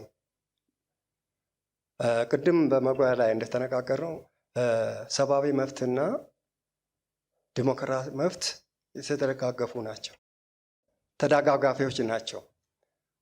ስለዚህ እኛ ብንመረጥና ወደፊት ህገ መንግስት በሚቋቋመ ጊዜ የመናገር ነፃነት፣ የመጻፍ ነፃነት፣ ሰላማዊ ሰልፍ የማድረግ ነፃነት፣ ሁሉም በእምነቱ አምኖ የሚኖርበት ነፃነት ለህብረተሰባችን እንደነግጋለን፣ ተፈጻሚ እንዲሆን እንከታተላለን። ወደፊት የሚመጣው የኢትዮጵያ ህዝብ ይመቻል የሚለውን ከኢትዮጵያ ህዝብ ጋር በመመካከር ለምንሰጠው ጉዳይ የምናደርጋቸው ናቸው። እሺ ደቂቃውን ጨርሰዋል። ቀጣይ ተናጋሪዎች። ያው ሰብአዊ መብቶች ሰው በመሆናችን የተሰጡን፣ ዲሞክራሲያዊ መብቶች ደግሞ ሰው ሆነን በሰውነታችን በዚች ሀገር እንደ ዜጋ ልናገኘው የሚገባ ትሩፋት ነው። ቀላሉ ነገር ህገ መንግስቱ ተግባራዊ ማድረግ፣ ሁላችንም ተከባብረን አንዱ ለአንዱ ክብር ነው፣ አንዱ ለአንዱ እንደ ደጋፊ እንጂ ተቃዋሚ አጥፊ አይደለም። እነዚህ ነገሮች በደንብ ወደ ውስጥ አስገብተን ጥሩ ኢንቴግሪቲ ሰብእናን ማዳበር ነው፣ በማህበረሰባችንም እንደ ፓርቲ መሪዎች በራሳችንም ማለት ነው። ስለዚህ ይህን ጉዳይ በተገቢው መተግበር ነው። ሰዎች የትም ሀገር እኛ እንደ ምሳሌ ሆነን የስልጣኔም መጀመሪያ ሆነን ያስቀናን ህዝቦች አሁን ከሌሎች ወደ ኋላ ቀርተናል። ስለዚህ ይሄ ሊጸጽተን ሊቆጨንም ይገባል። እንዳለችው እህቴ ያለው ፕራክቲስ ጥሩ ፕራክቲስ አይደለም። የኢኮኖሚ ጉዳይ ነው። በማናቸውም ሩጫው ጊዜያዊ ተረኛ ወዘተ እየተባለ ኢኮኖሚ እንዲለማ ማድረግ፣ ከተሞች በተለያዩ አካባቢዎች የሳተላይት ከተሞችን ኢንዱስትሪዎችን በማስፋፋት የኢኮኖሚ ችግር መፍታት፣ ሰላምን ማስፈን፣ ይህን ስራ እንሰራለን። እናመሰግናለን። እሺ ቀጣያችን ምላሽ። እሺ እንደ አንድ ዜጋ እርሳቸውን ያሳሰበ እኛንም እንደ ፓርቲ በጣም ያሳስበናል፣ ገምግመናል። የህገ መንግስቱ ችግር እንዳለበት ተረድተናል። ህገ መንግስቱም ከመግቢያው ጀምሮ እንዲሻሻል እናደርጋለን ብለናል። መንግስት የራሱ ችግር አለበት። መንግስትም ራሱን እንዲገመግም እንዲያስተካክል በተለያዩ ሚዲያዎች በተለያዩ መንገድ ጫና እያሳደርን ነው ያለ ነው። የህዝብ ንቃተ ህሊና እንዲሻሻልም የበኩላችን እየሰራን ያለንበት ሁኔታ ነው። ምክንያቱም የህዝብ ንቃተ ህሊና አለማደግ ለዚህ የሰብአዊ ቀውስ መነሻ ነው ብለን ስለምናምን፣ ሌላው የተቃዋሚ ፓርቲዎች አንድ አለመሆንና ጠንካራ አለመሆን ሌላ መንግስት እንዲመጣ ተስፋ የማናደርግበትን መንገድ ህዝቡ ጨለምተኛ የሚሆንበት መንገድ ስለተፈጠረ ይሄንም እንዲሻሻል የበኩላችን እየሰራን ነው። ከሌሎች ፓርቲዎች ጋር ግንኙነት ለማድረግ ጥረት እያደረግን ነው። የራሳችንም ወደ ሀገራዊ ፓርቲነት ለማሳደግ ጥረት እያደረግን ያለንበት ሁኔታ ነውና የእጩ ዶክተር ሀሳብ እኛንም ያሳስበናል። እናመሰግናለን። አንድ ጥያቄ ይቀረናል። ስለዚህ እድል ሰጥተናል። እሳቸውን ጠያቂያችንን እንሰማና የእናንተን ምላሽ እንደዚሁ ተቀብለን የጀመርነውን የክርክር ዙሮች ወደ ቀጣዩ ደግሞ እንደዚሁ እንሻገራለን ማለት ነው። ቅድም እድል ስለሰጠው እባክዎ ትንሽ። አመሰግናለሁ። ጥያቄ ምንድን ነው? ከዚህ ከኮሪደር ልማት ጋር በተገናኘ ነው። ቅድም እንዳነሳችሁት የዜጎችን መብት እናከብራለን ብላችኋል። ከዛ አንጻር ኮሪደር ልማቱ ላይ ከአካባቢያቸው ከስራቸው ተፈናቅሉ እንዳሉ እናውቃለን እና ከዚህ አንጻር የእናንተ አቋም ምን ነበረ? ለህዝብ ውስጥ ድምፅ መሆን ሲገባችሁ ለምን ዝምታ መረጣችሁ የሚለውን ነገር ልትመልሱልኝ ነው። አመሰግናለሁ። አመሰግናለሁ። የኮሪደር ልማት በአገራችን በትክክል ያልተጠናና በትክክል ያልመጣ ጥያቄ ነው፣ ስራ ነው። የኮሪደር ልማት ለሀገሪቱ ቢበጅም ቢያምርም ብዙ ችግሮች አሉት። የዜጎች ቅድሚያ አልተሰጠም። መጀመሪያ ኮሪደር ከመሰራቱ በፊት ዜጎች የሚቀመጡበት ቦታ መዘጋጀትና ማስተካከል ሲገባ ሰዎች በቤት ውስጥ እያለ በግለደር ተፈናቅሏል፣ ፈርሷል። ጩኸት ቢጮሁም የሚሰማ ሰው ጠፍቷል። በአካባቢያችን ባለነው ሁኔታ ብንጮህም ሰሚ ያተናል። ለአገር የመጣ ነው፣ አገሪቷን የሚቃወም ነው፣ መንግስትን የሚቃወም ነው ተብለን ከጥያቄና ከንቱኑ ውጭ ሆነናል። ስለዚህ ይህ ኮሪደር በአንዳንድ አካባቢዎች ጥሩ ቢሰራም በህይወት ላይ የመጣው የሰዎች መብት አልተጠበቀም። ሰብአዊ መብት ባለመጠበቁ ሰዎች ቤቶቻቸው ፈርሶ መሬቶቻቸው ተወስዶ ተሰዷል። ይህን የተሰደ ህዝብ እንዴት እንደሚመለስ ማንም የሚያውቀው ነገር የለም። እኛ ግን ወደፊት ይህ ኮሪደር ስራ በጥናት የተመሰረተ በጥናት የተደገፈ በኢኮኖሚ የተደገፈ በህጋዊ ግንባታ ተገንቦ አንድ ሰው አንድ ቤት በሚገነባበት ጊዜ ፕላን አለው። በፕላኑ መሰረት ክፍያ መኖር አለበት። ዛሬ ግን ክፍያ ሳይከፈልላቸው ህዝባችን በዛፎች ስር ተጠልሎ ነው የሚገኘው። ይህ ቅድም ወንድም የተናገረው እኛ ጥያቄያችን ነበረ፣ ብልጽግና ፓርቲ ግን ስለሌለ ይሄ ሁኔታ እንቃወማለን። እናመሰግናለን። ሰዓቱ ታልቋል። ቀጣይ ተናጋሪያችን እባክሽ። ወንድሜ ስለጠየቀው ጥያቄ እናመሰግናለን። ተገቢም ነው ብለን እናምናለን። እኛ ይሄ የኮሪደር ልማቱ ስራ በጥናት የተደረገ ነው ብለንም አናምንም እንደ ፓርቲ። ምክንያቱም ዜጎችን ያላገናዘበ ስራ ነው የተሰራው ብለን ነው የምናምነው። ዜጎችን በጋራ አፓርትመንት ሰርቶ በትንሽ ቦታ ላይ ብዙ ዜጎችን ማስፈር የሚቻልበትን አካሄድ በጥናት ማድረግ ይችሉ ነበር እዛው አካባቢያቸው። ማህበራዊ መሰረት ማለት ቀላል አይደለም። ብዙ ነገር ነው የፈረሰው። እቁቡ፣ እድሩ፣ ማህበራዊ መስተጋብሩ ሁሉ ነው። ዜጎች ይህን ሁሉ ነው ያጡት። ይሄ ደግሞ ለስነ ልቦና ችግር ሁሉ የሚዳርግ ነው። ለብዙ መንከራተር ተዳርገዋን ዜጎች። ስለዚህ ይህን እኛ ሀሳባችን የነበረው ዜጎቹ ባሉበት ቦታ በትንሽ ቦታ አንድ ላይ መስፈር፣ ማህበራዊ መስተጋብራቸው እንዳይፈርስ ማድረግ ይችል ነበር ብለን ነው የምናስበው። የእኛ ሀሳብም ወደፊት መንግስቱ ብንመረጥ እንደዚህ አይነት ነገሮችን በየቦታው እንደዚህ አይነት ነገሮችን እንደምንሰራ ነው ምናምነው። በተረፈ ደግሞ እባክዎት እናመሰግናለን። ቀጣይ ተናጋሪ ነሽ። አመሰግናለሁ። አቶ ግርማይ ጠየቁት ጥያቄ በተለይ ከኮሪደር ልማቱ ጋር ያለው ሁኔታ በጣም አሳሳቢ ነው። ልማቱ አስፈላጊ ልማት ነው ብሎ እንደ አዲሃን ያምናል። ምክንያቱም ለከተሞች ልማት በኮሪደር ልማት መሰራቱን አዲሃን ያምንበታል። አፈጻጸሙ ግን አብዮታዊ በሆነ መንገድ መሆኑ ስህተት ነው ብለን እናምናለን። ይህ ደግሞ አሁን በስልጣን ላይ ያለው መንግስት የብልጽግና መንግስት ከአብዮታዊ ዲሞክራሲ ጽንሰ ሐሳብ አኳያ እየተኮትኩተው ያደጉና የጎለመሱ አባላት ስብስብ በአብዛኛው አባላት ስብስብና አመራሮች በመሆናቸው እሱ ገፍቷቸው ወደ አብዮታዊነት የመራቸው ነው ብለን እናምናለን። ይሄ እንዲስተካከል በሰፊው ስራ መስራት ነበረባችሁ፣ በሚዲያ መቅረብ ነበረባችሁ ለሚለው ተጨማሪ ጥያቄም በእርግጥ የበኩላችን አድርገናል። ይሄ መድረክም የዛው አካል ነው። ተቃውማችን እንዲሰማልንና እንዲስተካከል እንጠይቃለን ማለት ነው። እናመሰግናለን። ሁላችሁም ለተነሳላችሁ ጥያቄ አውዱን መነሻ በማድረግ ስለመለሳችሁ ሁላችሁንም በጣም እናመሰግናለን። የሰብአዊ መብት አያያዝና የዲሞክራሲ መብቶች ላይ ትኩረት የሚያደርገው ይሄ ክርክራችን ሌላኛው ዙሩ ላይ ይቀጥላል። ቀጣይ የምናልፈው ዙር ላይ እርስ በእርሳችሁ አንዱ ፓርቲ ለሌላው ጥያቄ ያነሳል፣ ምላሾች ይሰጣል። በዚህ መሰረት አንዱ ፖለቲካ ፓርቲ ሌላኛውን ቢበዛ 2 ጥያቄ ይጠይቃል። ከዛ የፖለቲካ ፓርቲዎች ላነሱት ጥያቄ ተጠያቂው ፓርቲ እንደዚሁ ምላሽ ይሰጣል ማለት ነው። ስለዚህ ይሄንን ነው የምናደርገው። በእጣው መሰረት የሲዳማ አንድነት ፓርቲ መጠየቅ የሚፈልገውን ፓርቲ ጥያቄ ይጠይቃል። ጥያቄውን ግልጽ ያደርጋል። እድሉ መውሰድ ይችላሉ። አመሰግናለሁ። የኔ ጥያቄ ለሁለቱ ፓርቲዎች ነው የምንጠይቀው። ሁለቱ ፓርቲዎች ስለ አማራ ክልል ብቻ የደረሰውን በደል ነው የሚናገሩት። የህወሓት በኢትዮጵያ ህዝብ ላይ ምድር ላይ ነው ችግር የፈጠረው፣ በደል የፈጸረው። በግለሰብም በቡድንም በአገርም በምድርም ነው በደል የፈጸመው። በአማራ ብቻ አይደለም፣ በራሱ በትግራይ ህዝብ ላይም በደል ፈጽመዋል። በዛ በፈጸመው ይሻላል ተብሎ በብሔር ተደራጅቶ ነበረ። ሁለቱም የሚናገሩት በአማራ ላይ የደረሰውን ብቻ ነው። ህወሓት በአማራ ላይ ብቻ አይደለም ችግር የፈጠረው፣ በኢትዮጵያ ውጭም ላለው የኢትዮጵያውያን ላይ ነው የፈጸመው። ስለዚህ ሁለቱ ፓርቲዎች ይህንን ተረድቶ የነበረው ሁኔታ መቀየር እንዴት አልቻሉም? በሚቀጥለው እኛ ብንመረጥ ወደ አገራዊ ፓርቲ እንቀየራለን ብሎ ነበር። ነገር ግን ስለ ኢትዮጵያ ችግር እንዴት አላያችሁም? ስለ አማራ ብቻ ለምን ተናገራችሁ? በደል የተፈጸመው ለሁሉም ነው፣ ህወሓት ለፈጸመው። የአማራ ዲሞክራሲያዊ ኃይል ንቅናቄ ምላሹን በመስጠት ይጀምራሉ።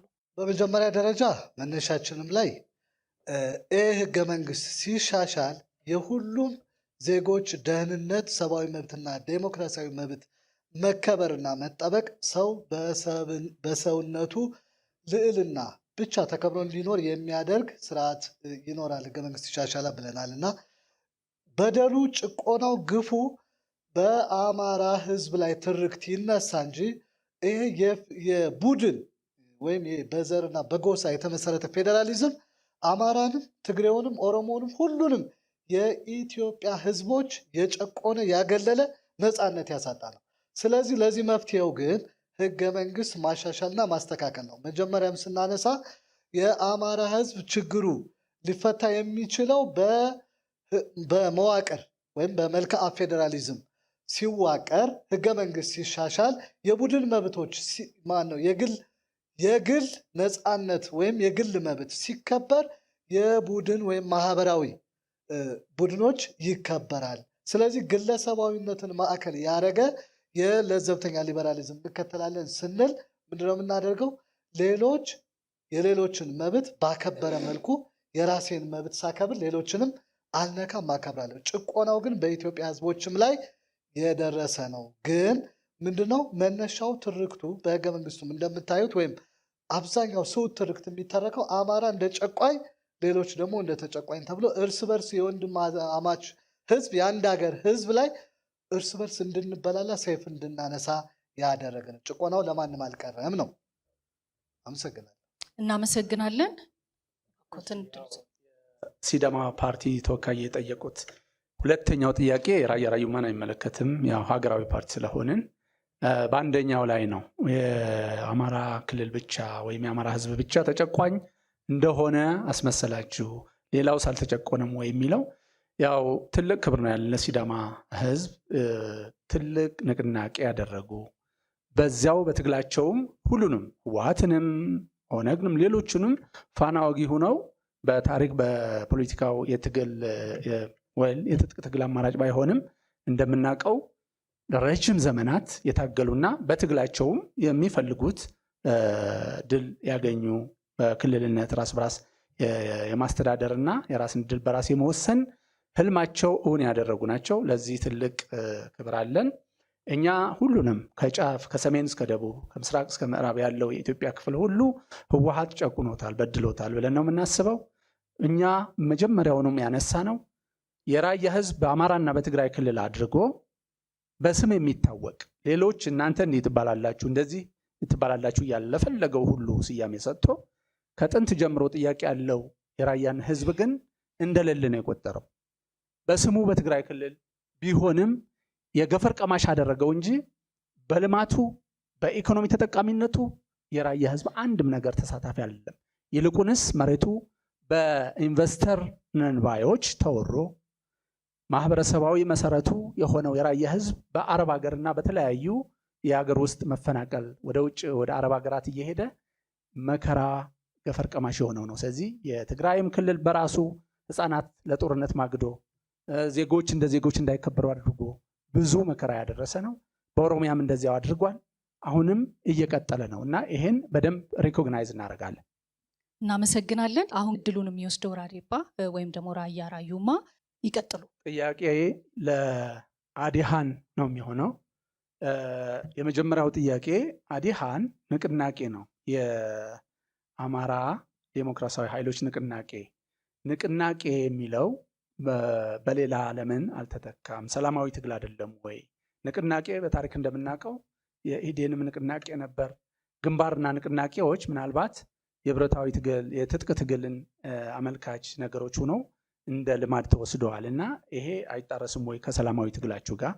ሁለተኛው ጥያቄ የአዲሃን አሁን ያለው የክልሎች ስያሜ በህገ መንግስቱ ያለው አሰያየም ይቀበለዋል ወይ? ምናልባት የክልል ፓርቲ ስለሆነ እንዴት ነው የሚያየው? አማራ ክልል ላይ ያለው ጉራጌ አርጎባውን ያገለለ፣ ኦሮሞውን ያገለለ፣ ቅማንቱን አገውን እንደዚሁ በስም ደረጃ የማይጠቀስ የአማራ ክልል ነው የሚባለው። በትግራይ ክልልም ሳሆውን ያገለለ፣ ኩናማውን ያገለለ፣ ራያውን ያገለለ የትግራይ ክልልና ተጋሩ ነው የሚባለው። ወደ ሌላም ስንሄድ በዚሁ በተመሳሳይ ይቀጥላልና የክልሎች ስያሜ ፓርቲው የመንግስትነት እድሉ ካገኘ በዚሁ ነው የሚቀጥለው ወይስ ማስተካከያ ማሻሻያ ያደርጋል የሚል ጥያቄ አለኝ። አመሰግናለሁ። እናመሰግናለን። አመሰግናለሁ። በዋናነት ከስሙ ጋር በተያያዘ ንቅናቄ የሚለውን ስም ለምን መረጣችሁት የሚል ነው። ቅድም ለማብራራት ሞክረናል። አዲሃን የአማራ ዲሞክራሲያዊ ኃይል ንቅናቄ ብሎ ራሱን ሰይሞ ሲደራጅ በተለይ ከወቅቱ ከነበረው ከ2002 ዓመተ ምህረት ጀምሮ ነው የተደራጀው እና በዛ ወቅት የነበረውን የሰብአዊ መብት ጥሰት በተለይም የአማራ ህዝብን ያነጣጠረ ጉዳት ማዕከል አድርጎ የተቋቋመ ድርጅት በመሆኑ አዲሃን በሚል አሁንም በእውነቱ ማለት ነው ባለፉት 6 ዓመታት ከኢህአዴግ ወደ ብልጽግና መንግስት ከተሸጋገርን በኋላም እንኳን ሙሉ የመንግስት መዋቅሮች አልተቀየሩም። ሙሉ የመንግስት አመራሮች በሚባል ደረጃ የተወሰኑትን ቆርጦ ከመጣል ውጭ የተቀየረ ነገር የለም። ስለዚህ ይሄ የተቀየረ ነገር በሌለበት ሁኔታ ሙሉ በሙሉ ራሳችሁን መቀየር ነበረባችሁ ማለት ግብዝነት ነው። መጀመሪያ ሁላችንም በጋራ ሆነን የመንግስት ስርዓት እንደ ስርዓት ወደ ሰላማዊ መንገድ እንዲመጣ የማድረግ ስራ የሁላችንም ስራ መሆኑን ሁላችንም ልንገነዘብ ይገባናል ብለን እናምናለን። እንደ አዲሃን ግን ገምግመናል። የአማራ ዲሞክራሲያዊ ኃይል ንቅናቄ በአማራ ክልል ብቻ መወሰን እንደሌለበት ገምግመናል። በሜንታሊቲ ደረጃም ከትጥቅ ትግል እሳቤ ወደ ሰላማዊ ትግል እሳቤ አባሎቻችን አሰልጥነናል፣ ገምግመናል፣ አስተካክለናል። ይሄ ሂደት በመሆኑ ከሰባተኛው ሀገራዊ ምርጫ በኋላ የምናገኘውን ልምድ ቀምረን ሙሉ ሀገራዊ ቅድምም የሲዳማ አንድነት ፓርቲ ምርጫ ተከራካሪ ያቀረቡትን ጥያቄ በደንብ ተረድተናል፣ ገብቶናል። ሁሉንም ኢትዮጵያዊ ያማከለ ትግል ነው መደረግ ያለበት የሚል ነው።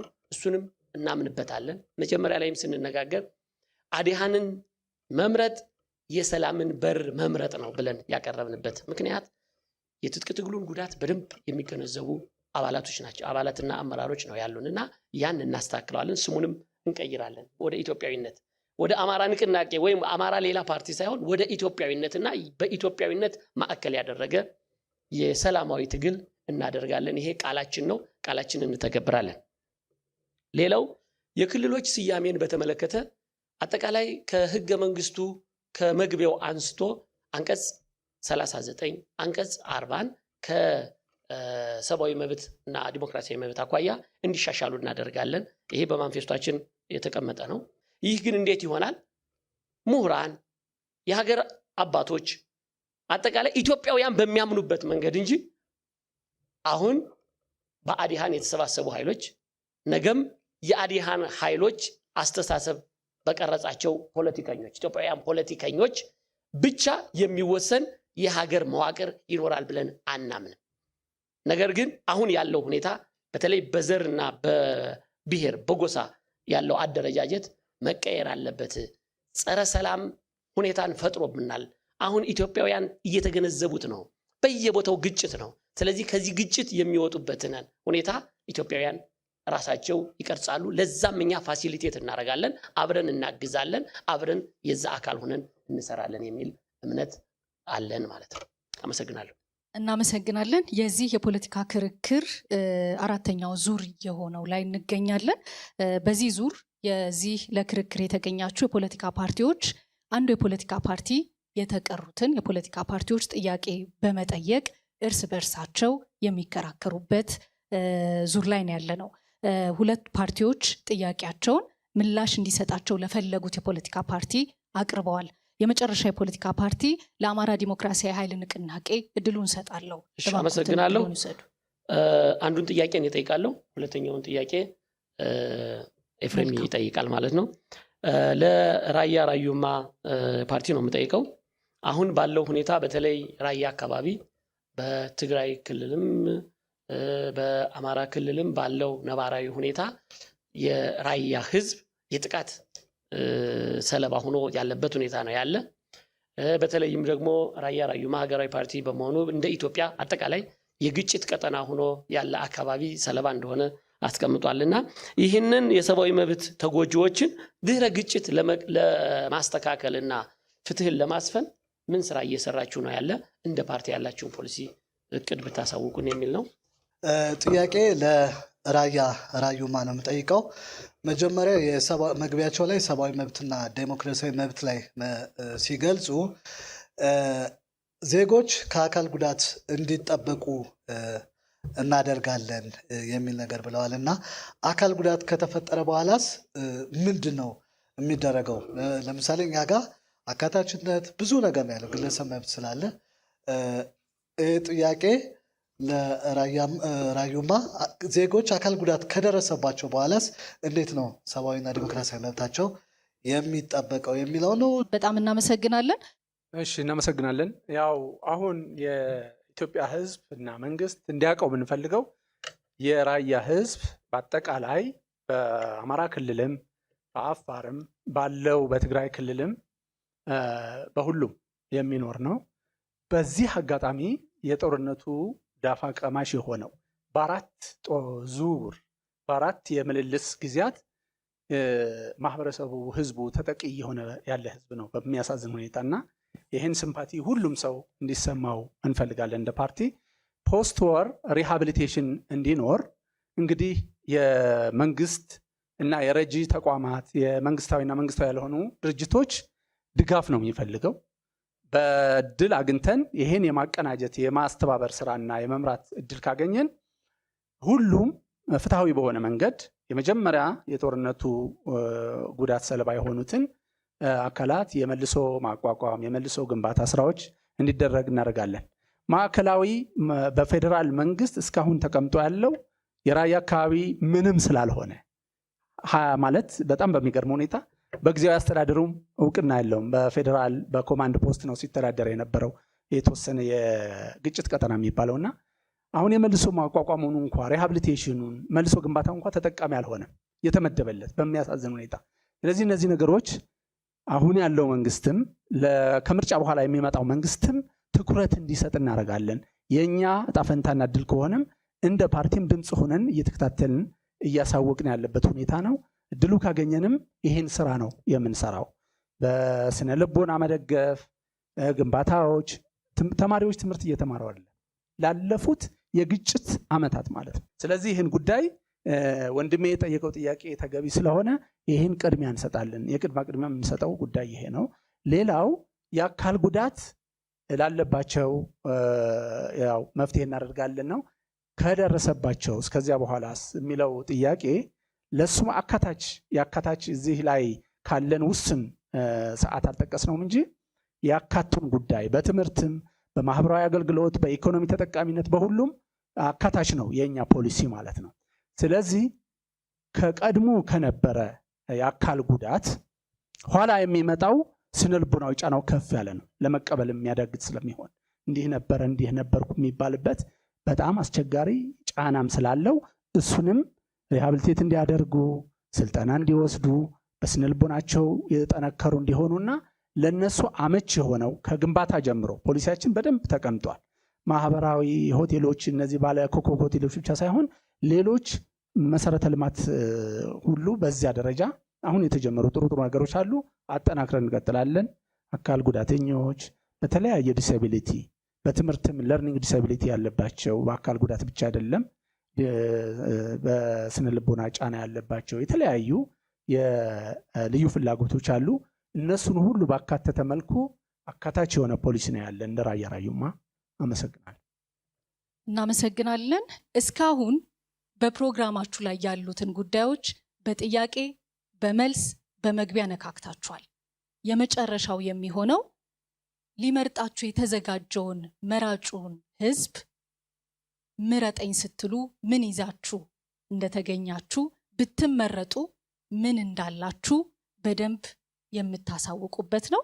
የማጠቃለያ ንግግራችሁን እንድታደርጉ ወደ ቀጣዩ ዙር እናልፋለን። ስለዚህ እንደጀመርነው ሁሉ ባለ ዕጣ የሆነው የሲዳማ አንድነት ፓርቲ ቀዳሚውን ይወስዳል። እባክዎትን ይቀጥሉ። እሺ፣ የተከበራችሁ የኢትዮጵያ ህዝብና የክልላችን ህዝብ እኛን እንድትመርጡና አንግበን የተነሳ ነው ዓላማችን። በክልላችን ፌዴራላዊ ዲሞክራሲያዊ ሰላማዊ አገር ለመገንባት ነው። በክልሉ ዘላቂ ልማት ለመገንባት ስለሆነ ፍትሃዊ ለሁሉም ኢትዮጵያዊ እንዲደርስ እናደርጋለን። አካታች የኢኮኖሚ ስርዓት መገንባት እንችላለን። የግል ቡድን መብቶች ማስከበር እንችላለን። የህግ በላይነት እንዲሰፍን እናስደርጋለን። ህብረ ብሔራዊነት በኢትዮጵያ ዳር ድንበር እንዲሰፍን እናደርጋለን። የኢትዮጵያ በር እንዲኖር እንታገላለን። የአርሶ አደርና የአርብቶ አደር መብቶች እንዲከበር እናስደርጋለን። ለሀገር የወደቁትና ለሀገር ብሎ ህይወታቸውን ላጠፉት ቤተሰብ ማጦሪያ የሚሆንበት ቦታዎችን እናዘጋጃለን። የመምህራን መብት፣ የመንግስት ሰራተኞች መብት፣ የእንስሳትና የጋማ ከብቶችን ደህንነት እናስጠብቃለን። ሙስና፣ ጉቦኝነትና አድሎ አስተዳዳሪነትን እንለውጣለን። የመንግስት ሰራተኞች በያሉበት መቀጠርና መቅጠር እንዲቀጠሩ እናስደርጋለን። አድሎ፣ ጥላቻ፣ ዘረኝነትና ጎሰኝነት፣ ጠባብነትና ትምክህተኝነትን ፈጽሞ የሲዳማ አንድነት ፓርቲ ይጠላል። ስለሆነም የኢትዮጵያ ህዝቦችና የሲዳማ ክልሎች ምልክታችን አብራ ዶሮ ነው። እኛ ስንመረጥ ይህንን ተግባራዊ ስለምናደርግ አብራ ዶሮን ምረጡ። እናመሰግናለን። እናመሰግናለን። ራያ ራዩማ ባኮን ይቀጥሉ። እሺ፣ ክቡራና ክቡራት የሀገራችን ህዝቦች ሰብአዊና ዲሞክራሲያዊ መብቶች የሀገር መሰረት ናቸው ብሎ ራዴፓ ያምናል። መብቶች አማራጭ አይደሉም፣ ግዴታ እንጂ። ስለሆነም መከበር ያለባቸው የቅድሚያ የሚሰጣቸው ናቸው ብሎ ያምናል። እስካሁን በሀገራችን ኢትዮጵያ እየታዩ ያሉ ዋና ችግሮች የፍትህ፣ የደህንነት ተቋማት ደካማ መሆን እንዲሁም ገለልተኛ ለመሆን የህግ የበላይነት አለመከበር ተጠቃሽ ናቸው። እነዚህ በመኖራቸው የሀገራችን ህዝቦች በሰላም ወጥተው በሰላም እንዳይገቡ፣ ንብረታቸውና ሀብታቸው እንዳይጠበቅ እየተደረገ ለዘመናት ያፈሩት ጥሪት እየባከነ እየወደመ ይታያል። የሰብአዊና ዲሞክራሲያዊ መብት ጥበቃ ተቋማት ነፃና ገለልተኛ ለመሆን ይታያል። ከነዚህም የፍትህ ወይም የፍርድ ቤት ጉዳዮች ናቸው። በየክልሎቹ በአንድ ክልልም በየአካባቢው የሚታየው የጦርነት የግጭት ሁኔታዎች ትልቅ መከራ ሆነዋል ለህዝቡ። የሙስና መስፋፋት፣ ተጠያቂነት አለመኖር ትልቁ መገለጫ የሆነ እንደ ልማድ እየተወሰደ እንደ ስራም እየተወሰነ ሰዎች ጉዳያቸው እንደ መብት እንደ ዜጋ የማያስፈጽሙበት ሁኔታ ተከስቷል። ስለዚህ ራያ ራዩማ ዲሞክራሲያዊ ፓርቲ የመፍትሄ ፖሊሲ አማራጮችን ይዟል። ቅድም የተዘረዘሩት 8 አንኳር ነጥቦች እንዳሉ ሆኖ የሚከተሉትን የፖሊሲ አማራጮች በንባብ አቀርባለሁ። የህግ የበላይነት እንዲጠናከር ፍርድ ቤቶች ከፖለቲካ ነፃ የማድረግ የመከላከያ የፖሊስና የደህንነት ተቋማት ማሻሻያ እንዲደረግ ያደርጋል። ሙስናን የመከላከል ስራ ይሰራል። ሙሰኞች ከአንድ ዞን ወደ ሌላ ከአንድ ክፍለ ከተማ ወደ ሌላ መሄድ ሳይሆን በህግ እንዲጠየቁና በመንግስትም ይሁን በተለያዩ ተቋማት የመንግስት አገልግሎት ተቋማት የህዝብ አገልግሎት ተቋማት እንዳይገቡ በህግም እንዲጠየቁ ያደርጋል። የብሔር ግጭት መፍትሄ እንዲኖር ያደርጋል። የማንነትና ራስ በራስ አስተዳደር ጥያቄዎችም ምላሽ እንዲያገኙ፣ መብት አይገደብም። ለአንዱ ተሰጥቶ ለአንዱ ከብሮ ሌላው የማይሆንበት ምክንያት አይኖርም።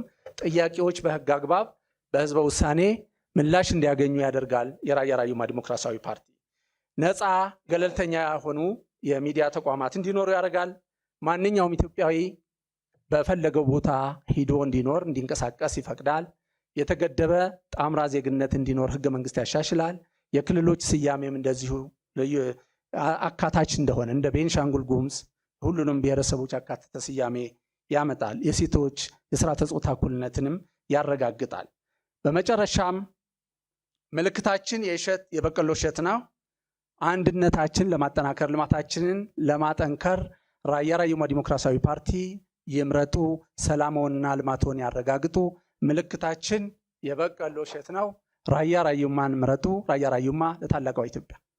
እናመሰግናለን። የአማራ ዲሞክራሲያዊ ኃይል ንቅናቄ እባክዎ የማጠቃለያ ንግግሮን ያድርጉ። የተከበራችሁ ኢትዮጵያውያን በድጋሜ እንኳን ለ7ኛው ሀገራዊ ምርጫ አደረሳችሁ በማለት ፓርቲያችን እንድትመርጡ የሚከተሉትን የሰብአዊ መብትና ዲሞክራሲያዊ መብቶች የፖሊሲ አማራጫችን እንገልጻለን። አዲሃን የዘመናዊ ሊበራልና ዲሞክራሲያዊ ሀገር መሰረት ሆኖ በደህንነትና በክብር የሚኖርባት ዳግም የተወለደች ኢትዮጵያ የሚያልም ታላቅ ህዝብ እንዲሆን ድርጅታችን አዲሃን ይሰራል። አዲሃን በአሁኑ ሰዓት ከሚንቀሳቀስበት የአማራ ክልል ውጭ ያሉ ሁሉም ኢትዮጵያውያን በነፃነትና በክብር የሚኖርባት ኢትዮጵያ እንድትመሰረት እንደ አዲስ እንድትወለድ ይሰራል። የዜግነት መብት እንዲከበር መንግስት የሰላም፣ የደህንነት፣ የፍትህ ምሰሶ ሆኖ እንዲቀጥል ያደርጋል። ልማትና ብልጽግናን ያረጋግጣል። የሃይማኖት መብት እንዲረጋገጥ ያደርጋል። ህገ መንግስቱን እናሻሽላለን። የተሻሻለው ህገ መንግስት በተለይ ሰብአዊ መብትና ዲሞክራሲያዊ መብቶች ላይ በአግባቡ በሙሉ እንዲተገበር እናደርጋለን። የህገ መንግስቱ ፍልስፍና በብሔር ፌዴራሊዝም ላይ የተመሰረተ በመሆኑ ከመግቢያው ጀምሮ በማሻሻል ወደ ዜግነት ፌዴራሊዝም እንሸጋገራለን። የሙያና መሰል አደረጃጀቶች የሴቶች፣ የህፃናት እንዲሁም የሙያ አደረጃጀቶች በነፃነት እንዲደራጁና እንዲቀሳቀሱ እናደርጋለን። ከህገ መንግስቱ መግቢያ በተጨማሪ የህገ መንግስቱን አንቀጽ 39 the right to self determination up to secession የሚለውን ይቅርታ እንግሊዘኛው አጠር ስለሚለው የተጠቀምኩት የሚለውን በተለይ የመገንጠል መብትን ከኢትዮጵያውያን ሞራል አንድነት አኳያ ስለማይጣጣምና የቀደመው ስርዓት የግል ፍላጎቱን ለማስተግበር ያስገባው አንቀጽ በመሆኑ እንዲሻሻል እናደርጋለን። አንቀጽ 40 በተለይም ንብረት የማፍራት መብትን የሚጻረር በመሆኑ መሬት የህዝብና የመንግስት ነው የሚለውን የህዝብና የባለቤት ግለሰቦች የመሬት ባለቤት ግለሰቦች እንዲሁም መንግስት የመሬት ባለቤት ከሆነ በስሙ በተመዘገበ በመንግስት ስም በተመዘገበ መሬት ብቻ እንዲወሰን እናደርጋለን። የተሰጡትን ሰዓት ጨርሰዋል። እሺ ሁላችሁም እናመሰግናለን። የኢትዮጵያ ብሔራዊ ምርጫ ቦርድ ሰባተኛው ጠቅላላ ምርጫ የፖለቲካ ፓርቲዎች የሚያደርጓቸውን ክርክሮች እያዘጋጀ ይገኛል። ከነኚህ ዝግጅቶች የክርክር መድረኮች መካከል ይሄ አንደኛው ነው። የዛሬው ክርክራችን በሰብአዊ መብት አያያዝና የዲሞክራሲ መብቶች ላይ ያተኮረ ነበረ። እነኚህ የፖለቲካ ፓርቲዎች ሀሳባቸውን፣ ፕሮግራማቸውን እዚህ ለታደማችሁ በየቤቱ ላለ ተመልካች እንደዚሁ ፕሮግራማቸውን ይዘው መጥተዋል። እዚህ ስለተገኛችሁ ክርክሩን፣ ጥያቄዎቹን ስለመለሳችሁ እዚህ ያላችሁ ታዳሚዎች በጭብጨባ እነኚህን ፖለቲካ ፓርቲዎች እንድታመሰግኑልን ጋብዛለሁ።